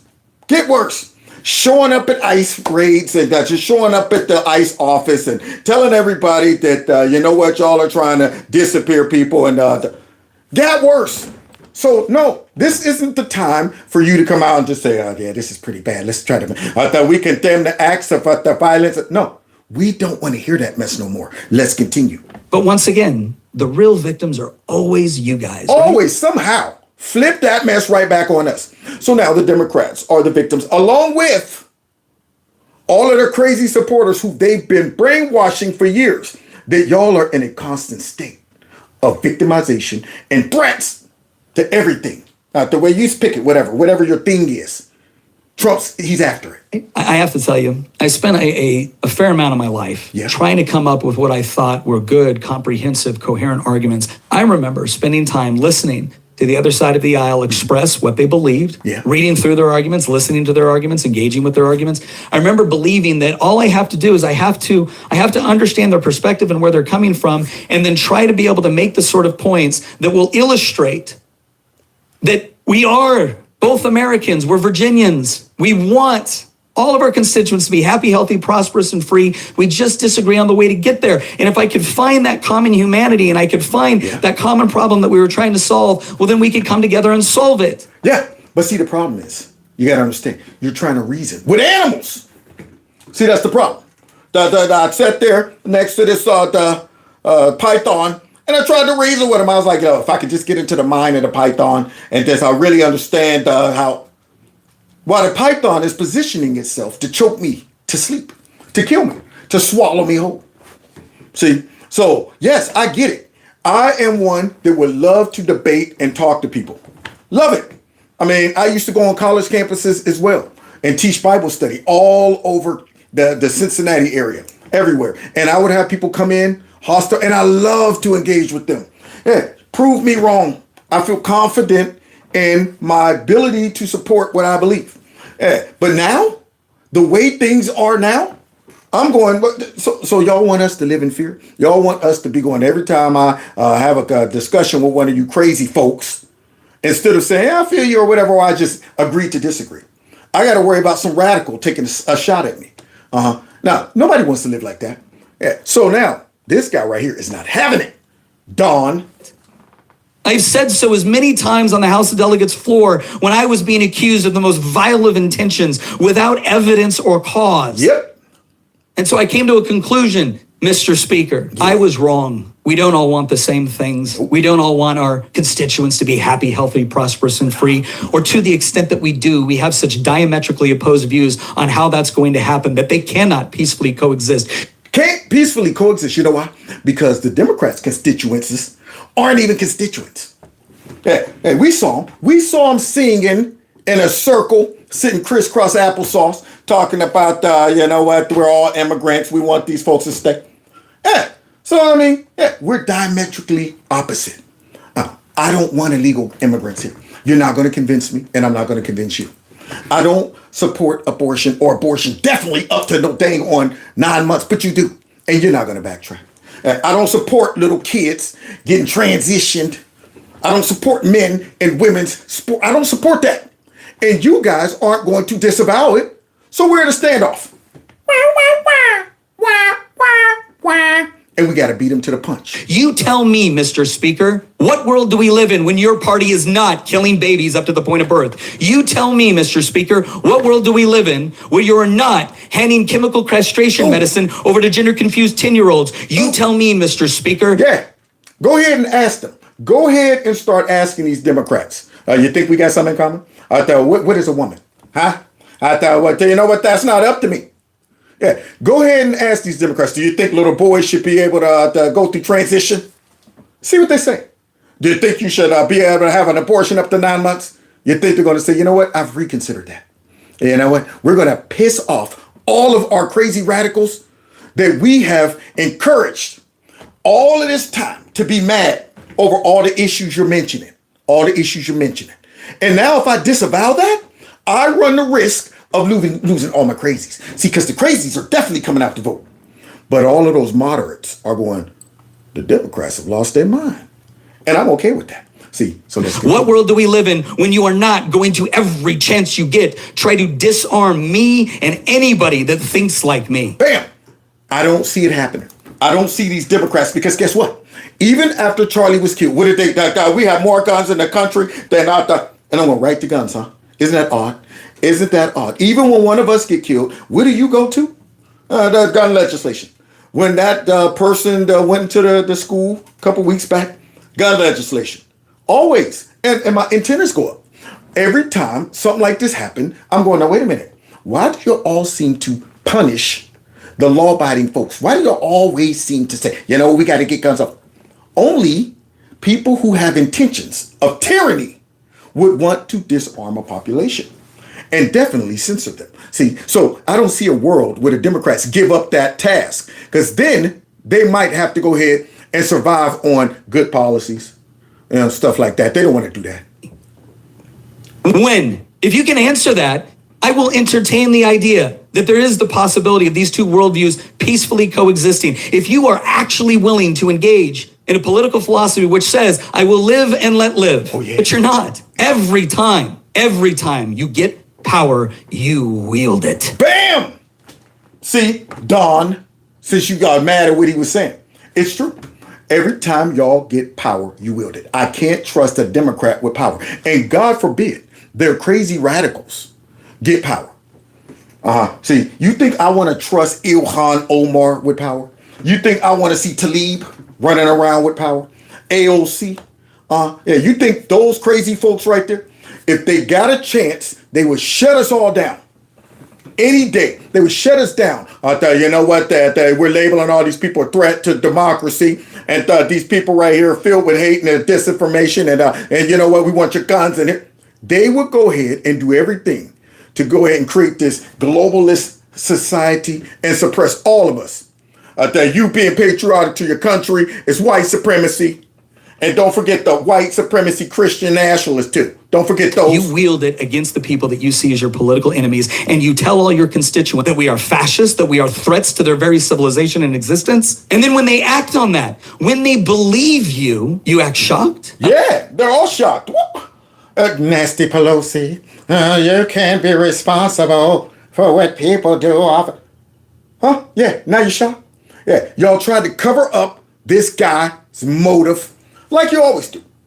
And when these things happen, most of the time we already know, like just the fact of who these people targeted, why they I'm going, yeah, I'm pretty sure when these facts come out, it ain't one of us. But don't forget though, we're the most dangerous. We're the ones that's a threat to society and democracy. I will give you this much credit, Mr. Speaker. You are an intelligent man, and you are a cunning man. Cunning man, like the snake in the garden. Cunning man, deceptive. And I don't buy it anymore. For all the talk about the right inciting violence, Mr. Speaker, we're not murdering you. Bam! Show us the examples of all the folks on the right who's doing stuff like this. Can't? You got to pull lies out there. What about the lady up in Minnesota who wasn't us? Wasn't us. So keep going with the lies. So yeah, this guy right here is like Don. We're not murdering your speakers. Yeah, we Don would stand by and universally condemn, prosecute, and imprison somebody that would do something like that. Yep. Whereas you would fight for opportunities to let him out early. Ooh, he's giving the speaker a mouthful of truth. You've already done it, right, Mr. Speaker? No, Mr. Speaker. This wasn't done to you, and me observing what has taken place is not devoid of facts or evidence, I assure you. It's come from very, very carefully following what has been taking place in our country over the last decade, beyond that even. I didn't want this. I wanted to believe. That we were all, at our foundation, Americans. Yep. But see, guys, we have dealt with this for about 12 years plus. I mean, it really went off the rails 12 years ago when Trump announced he was running. That's when I said, whoa, what's going on? Our whole society changed. All of a sudden, these crazy folks came out of nowhere, and I'm going, whoa, what is going on here? And then when we won, I'm like, hey, take your loss, shut it up. What did they do? Scream up at the sky. Got worse. start attacking Trump, folks. And who egged it on the whole time is all these Democrats. And of course, you know George. We know somebody said, yep, George. We all know who George is. His participation in that. Destabilize society. Make society afraid of these crazy folks. And then maybe they'll vote the way we want them to vote just to stop all of the madness. Man, I can't take another protest. Man, I can't take another assassination attempt. Man, I can't take another them outside my house and doxing me. I can't take another them trying to find out me as an officer, an ICE officer. I can't take it. I ain't signing up for ICE. I ain't doing this. I ain't going to the rally. I ain't doing none of this. I ain't going to the college campus because these folks are crazy. That's why they've encouraged these people to do that. That's why they're not calling these people out. And that's why they're not pulling back their rhetoric.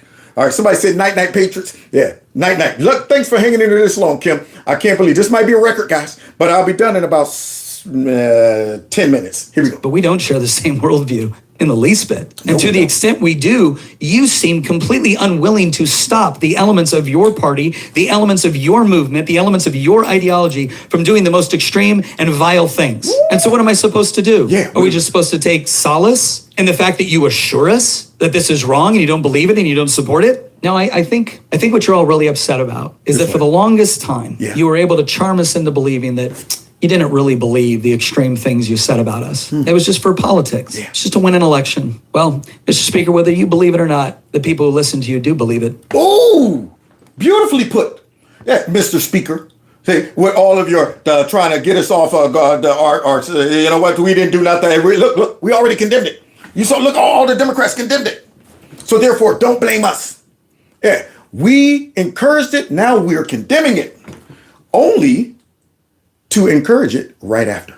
Soon as the smoke clears, soon as we get another opportunity, soon as we get the heat off our backs, we'll be right back to calling you guys fascists, Nazis, white supremacists, racists, anti-kids, anti-air, anti-whatever, a threat to democracy. We'll be right back to it. See, it's our business model. And now we're seeing the results of their business model. And what do they do? We ain't do nothing. Now we need solidarity. Nope. We're mad. MAGA is mad. And they're willing to act on it, and they're willing to celebrate it. Now I'm going to say what I said at the beginning of this. Yeah, because I not only owe it to God, I owe it to Charlie. Yeah. I will not be overcome by evil, and I will diligently fight to overcome evil with good. Darn right. I will never advocate for the killing of innocent, no matter how much I disagree with them or their vile policies or their vile comments. It's not who we are. Yep. We're not animals. See, that's the difference. We're not animals, so that's why the left ain't got to worry about people taking pot shots at them because they're out there exercising their freedom of speech. Yeah, we're operating in a higher consciousness. So, yeah, I appreciate what he's saying. But do not expect us to go quietly into the night either. My faith does not obligate me to stand by and watch this take place. And then look at this. There's no question now in the wake of your reporting this morning, your exclusive, now matched ultimately by the Wall Street Journal too, that he was killed for his thoughts. He was killed for his speech. Yeah. It's just so un-American and disgusting. Yeah. And now we're going to go through this pointless cycle of the left trying to say it's right-wing rhetoric that has caused these problems. Yeah, because they don't want the heat on them. The heat is on. Yeah, they all played a part in this mess. See, but yet we're sick of it. We don't want to hear them all talking about this right wing, that bothism. Nope, it's not. Oh, wait, I went too far. Almost done. Hang in there. A couple more minutes. Let me get back to Megan because she's about to go ahead and say something. Left loves to play. Yeah, watch this. Watch what she says. I will not. Yeah. Go through this pointless cycle of the left trying to say it's right-wing rhetoric that has caused these problems. Stupid stuff. And we're all going to sit on the right like, what in the actual F are you talking about? And my gut feeling today is I'm not even interested in them. I don't even give two shits what they have to say. I couldn't care less. It's all about us. Yeah. All of that crap is falling on deaf ears now. Yeah. Something happened so magnanimous and so horrific that right now our tolerance level is like this. I'm like, I don't want to hear it. I don't want to hear you guys get on TV talk about what about the right? And now we got to come. I don't want to hear it. Just like Dave Rubin exposed Stank and said, look, man, all of that crap you're saying, I don't want to hear it because look at what you've done to contribute to this. So I don't want to hear it. What else, Megan? And how we feel and what we're going to do next. Because our blood has been all over the streets for a long time. And until someone dies, they don't give a shit. They excuse it. Yeah. See, they'll tolerate. They don't apologize for folks getting beat. They don't apologize for neighborhoods getting burned down. They don't apologize for folks being attacked because they're Trump supporters. But when one of their crazies go too far to where they can no longer be quiet, then they'll come out and give a raggedy behind statement that we all need to come together and turn down the temperature and stuff like that until next week when we come out and call you all Nazis. You know, I know you're not rooting for it, and I'm not rooting for it either. You're saying, as a practical matter, with given how angry the right is, how victimized the right has been. I mean, truly, the left loves to play the victim. They love it when they're not. They invent fake ailments, disorders, etc., and claim victimization of white privilege and white anti-black racism all the time when it doesn't exist.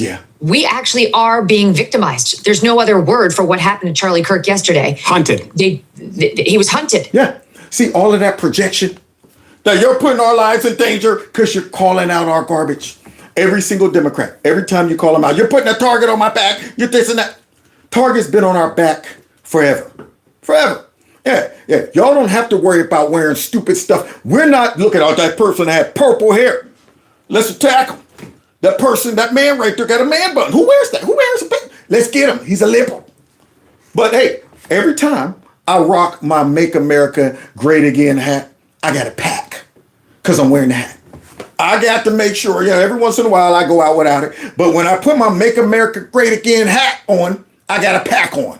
I gotta go, wait a minute, because I might get one of these crazies. I'll look at this guy, he's all, and then I gotta defend myself. See, so we have to be conscious of that. We are the ones that gotta set up booby traps when we put Trump signs in our yards. We're the ones gotta do that. Nobody's rolling up in Kamala Harris' yards, snatching her crap off. Nobody's snatching their hats off their head and stuff like that. No, we're the ones. And they victimized his beautiful wife and their beautiful children and all of us who loved him and his message. That's actual victimization, a word I hate, but it happens to apply here. But they don't see it. They don't see it. They still think they're the victims. That's the craziness about this. Even after this, these folks are still walking around thinking they're the victims. We're the ones under threat. I have had some people on the left reach out to me and say, I hope you're doing okay. I'm sorry. And whatever. I appreciate the sentiment, but until they actually listen to us, until they actually listen to what we're saying, stop calling us Nazis, stop demonizing us for having completely within the mainstream thoughts about these hot button issues. Come. Oh, she said, F them. You hear that? Just like the lady in the beginning where I had to bleep out what she said. You effing animals. Yeah. So Megan's at the point where she's like, F them. I don't want to hear it. I don't want to hear these folks talk about it's now time to come together. And we're going to end with Greg Gutfeld destroying, and I mean destroying, who is it, Jessica? Yeah, he ain't feeling it no more. We're mad. We don't need it. What is interesting here is why is only this happening on the left and not the right? That's all we need to know. There's absolutely no cognitive. What about Melissa Portman? What about Melissa Horseman? Did you know her name before it happened? No. Thank you, Greg. Don't sit back and let Jessica talk about what about Melissa Portman. None of us did. None of us were spending every single day talking about Mrs. Hortman. I never heard of her until after she died. Doesn't matter? Don't play that bullshit with. Woo, Greg dropping it out there. Don't play that bullshit with me. Melissa Portman. Democrats didn't even care about Melissa Portman. They didn't even care. They only are bringing her up now because they're trying to make a comparison. Well, you guys didn't go crazy over her. She was killed by a crazy person who blamed Tim Walz. That's why they didn't make a big deal out of it. That's why they couldn't pin it on us. So what are they going to do? Say this guy right here said that Tim Walz told him to do it, and therefore he's MAGA. So the Democrats dropped that real quick because they couldn't benefit politically off of it. But now they're trying to resurface that. They're trying to bring that up as an example. Y'all didn't even make a big deal out of her. That was one of your own. But we know if that person could have been accused of being a MAGA Republican, we'd still be hearing about it. Yeah, y'all would have statues built and everything for her. But now Jessica tries to bring that lame crap up, and he's done. He's like, I'm done. I'm done being nice to you, and I'm gonna give it to you. You know what I'm saying is there was no demonization, amplification about that woman before she died. It was a specific crime against her by somebody who knew her. The same. Now you can bring up Josh Shapiro, but then you will not bring up, for example, that was a pro-Palestine person. Yeah. So all of your what about examples all go back to crazy folks or liberals. Said, get her, Greg. So don't use your what about this? The fact of the matter is the both sides argument not only doesn't fly, we don't care. Thank you. I don't care. That's right. What y'all say? I don't care what you do. I don't care no more, man. You can tell everyone I'm a darn disgrace. Drag my name all over the place. I don't care anymore. I don't want to hear nothing about the what about and all that. No. We don't care about your both sides argument. That shit is dead. Dead. For one thing, there is no cognitive dissonance on our side. On your side, your beliefs do not match reality. So you're coming up with these rationalizations like, what about this? Or what about that? We're not doing that because we saw it happen. Yeah. Greg is dissecting her. He is psychoanalyzing her. Yeah, y'all are reaching for straws. How can we go ahead and make this seem like it wasn't a result of our crazy behind radical agenda and our rhetoric? So we reaching for straws. Maybe it was a guy shooting up in the sky. It was a Charlie Kirk supporter. Maybe it was the right winger. He was raising a conservative to family. Therefore, he has to be. But you know what? I think he was in love with a transgender, and it was all about love. It was all about love. He was doing this because it was you hear the crazy stuff been coming out of the media, trying to make it seem like it was a love passion story. And I'm going, you animals. Let's continue. We saw a young, bright man assassinated, and we know who did it. We are not coming up with rationalizations. We are calm. We are honest and we are resolute. Yep. We're not defensive. And I understand the defensiveness. I understand why people are saying, what about this and what about this? Tell them, Greg, go ahead and expose why she's doing this and why they're all. If you have to face the underlying fact of this, life is going to fall apart because you're going to realize you're not the good guys. Are we the baddies? That's what you'll realize. When you sit back and say, wait a minute, our party is on the wrong side of everything. And because we're on the wrong side of everything, the only way we can try to make this mess sound right is to lie to the people and say, those folks are evil, they're the racist, they're this and that. If you sat around and you did the mutilation of children, bam, you're not the good guys. If you sat 600, 700 cases of harassment against Republicans and you said, but what about this, what about this? And then you see this murder after calling somebody a fascist, you realize maybe I'm not the good guy. That is a hell of a realization to deal with. So yep. Hard pill to swallow. To blow up your whole worldview. Here you are thinking you're fighting for justice and fighting for the righteous and to fighting to save democracy, only to realize that, are we the baddies? Are we the ones? When you look at all these Democrats that are now saying, I will never vote Democrat again. Thank you, crazies. You guys have helped those people see the light. When you sit back and you look at them and go, whoa, whoa, whoa, whoa, whoa. They're part of our party? No, wait a minute, man. These folks are crazy. I'd rather go over here. I'd rather go over here. Nobody wants to be next to the crazy dude on the bus talking to himself. Nobody sits next to that person. They all go, let me go over here. This person's talking to the walls and everything.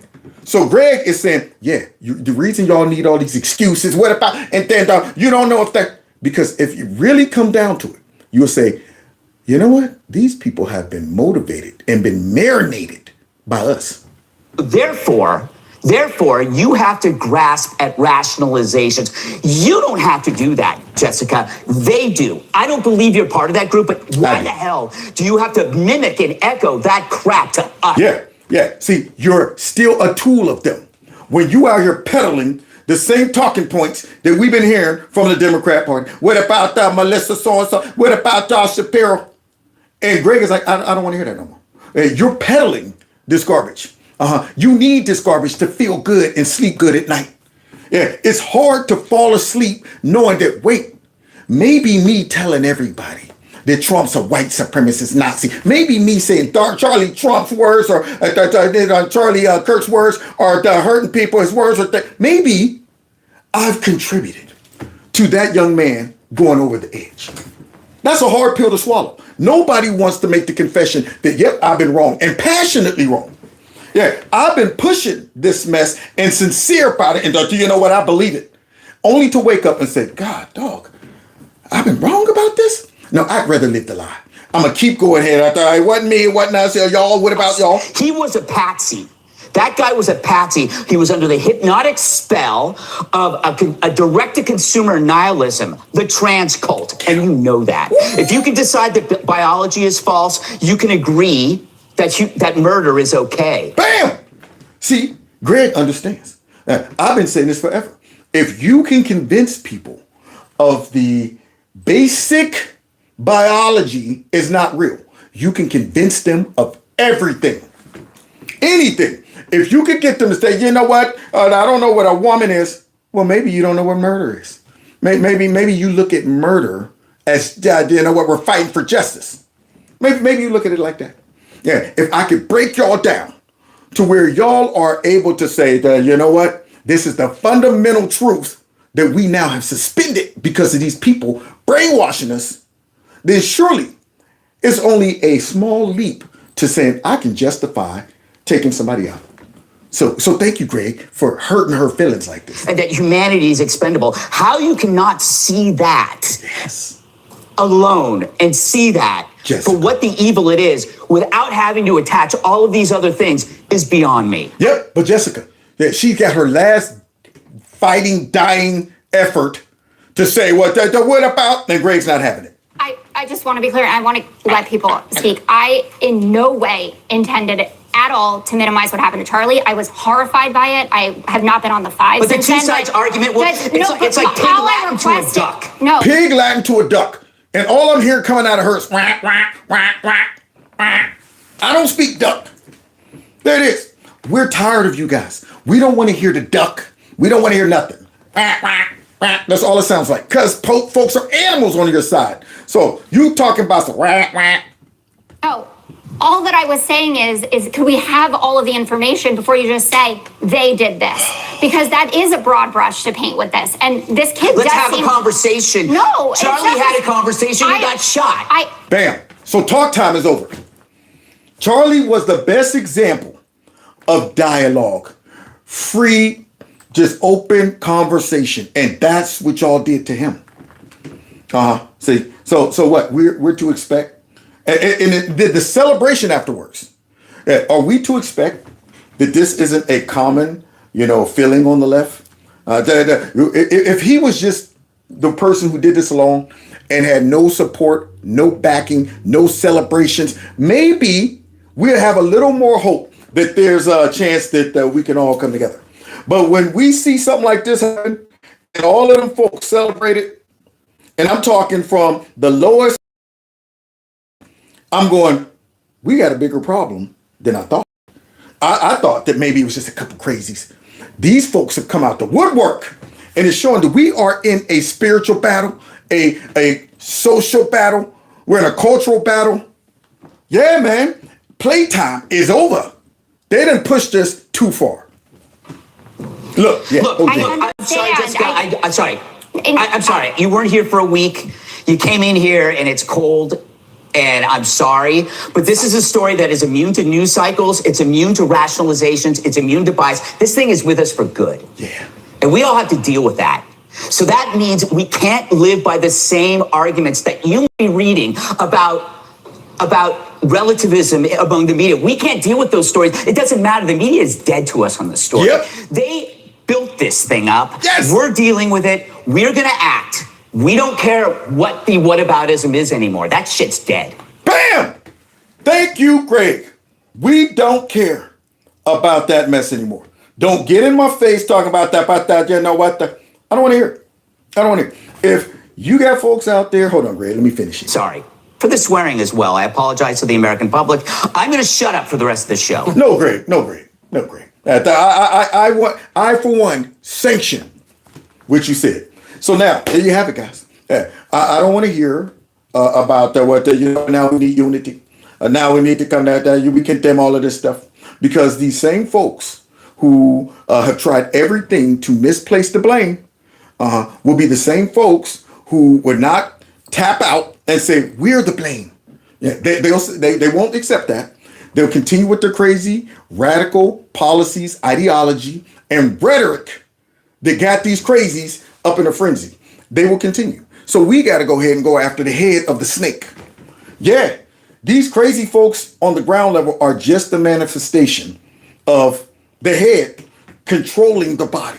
That's it. We got to eradicate these radical Democrats. And I'm talking about embarrass these people even more by beating them into submission at the box, at the voting booth. Got to beat them into submission. We got to win this culture war by exposing them and letting everybody know these people have contributed to the destabilization of our society. If you leave it up to them because they don't know how to fight fair and come up with policies and serve the American people, you leave it up to him, your neighbor will be looking at you suspiciously.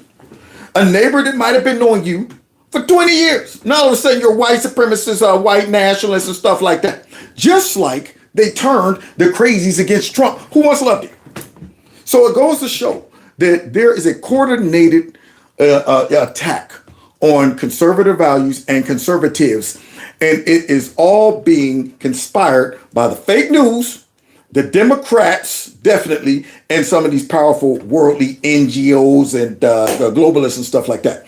And they are pushing this mess out there because they know they have nothing left. They have nothing left. So they're trying to hang on to their dying base of people. And the only way they can do that is to continue to feed the beast. That's it. Feed the beast with more, you're justified in retaliation like this. You're justified in calling them fascists and throwing Molotov cocktails at them because they're trying to disappear people. You're justified in attacking these folks because they're Nazis. Who wouldn't attack a Nazi? Yeah, you're justified at celebrating if Trump would have got killed because guess what? I mean, it's like Hitler. Hitler, would you cry if Hitler was killed? Would you cry? Yeah, Charlie Kirk was like a mini Hitler. He was, why are you crying over that? Why are you crying over that? But we definitely denounce the political violence. But that's what they're all doing. But right after that, when you put that but out there, it blocks everything. You just erased everything you say. So these folks coming up with a sorry introduction about we feel for the family and this and that, you already know they can't just stop there. It's in the bone. These Democrats, all of them. But Donald Trump and his rhetoric. But what about this? But violence is on both sides. But we don't want to hear the but. Get the but out the way. Okay?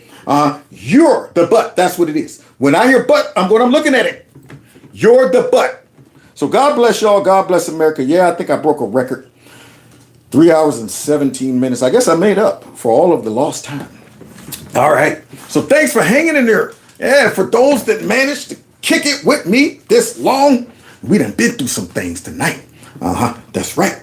And I'll be back. I'll be back most likely tomorrow for some more action because I ain't finished with these fools yet. They won't let me be. They won't let me be. So, yeah, tomorrow's my birthday. So, I don't know what I'm going to do. Now, most of the time, I don't do nothing on my birthday. I don't really even celebrate my birthday. That's funny. Never had a birthday party since I was a kid. My mom threw me one. Other than that, I just said, it's my birthday. I used to go play volleyball on it and, go salsa dancing maybe. But tomorrow, I don't think I'm going to do anything. So those that want to give me a last minute birthday gift, feel free to support the channel through my Cash App, my PayPal link. And of course, thanks for all of those who gave in the super chat. Look at that. Wow. Yeah, buddy. Unfortunately, I got to wait until the end of the month to withdraw that because stupid old YouTube. And they better not demonetize this video. If they do, y'all let me know. They gave you a refund back. Oftentimes, They'll demonetize the video, and I'm going, what's going to happen to the super chat money? Are y'all just going to pocket it? That's my question. So those that bypass the super chat, if you want to support the channel, you can do it through my Cash App and my PayPal link. It's below each video. And subscribe to my alternative channel. That channel right there. I'm getting notification after notification. My friend is doing her thing over there. Going back and adding graphics and stuff, making the videos seem all brand new. I'm watching them like I ain't even doing them. I'm like, who is that guy? He's hilarious. Who is it? Oh, that's me. That's me. Yeah, love it. So please subscribe to that channel. And we'll, hey, cut it out. All right. Simmer down now. I ain't done. All right. But in the meanwhile, thank you for all of the well wishes. And yes, I am turning 54 years old. And I'm thankful. Give God all the glory because many didn't make it. And I never should have made it. Oh, no. Yeah, but I'm here. And so I'm going to do what God allows me to do until he's done with me. All right. And in the meanwhile, here's the pups. Dun-dun-dun-dun. Gizmo. Yeah, it's about time for you to get a haircut again. And then Nala is growing her hair back. Yeah, it's coming back in. Surely. You think of this. Yeah, it's growing back in. Yeah. So we'll see you guys tomorrow. Thanks once again for hanging out. And God bless you. God bless America. And God bless Charlie Kirk's family. I really wish I could go to the ceremony, but I don't think it's going to happen. I hope they televise it because I really want to see the homegoing party for Charlie. All right, so take care. God bless.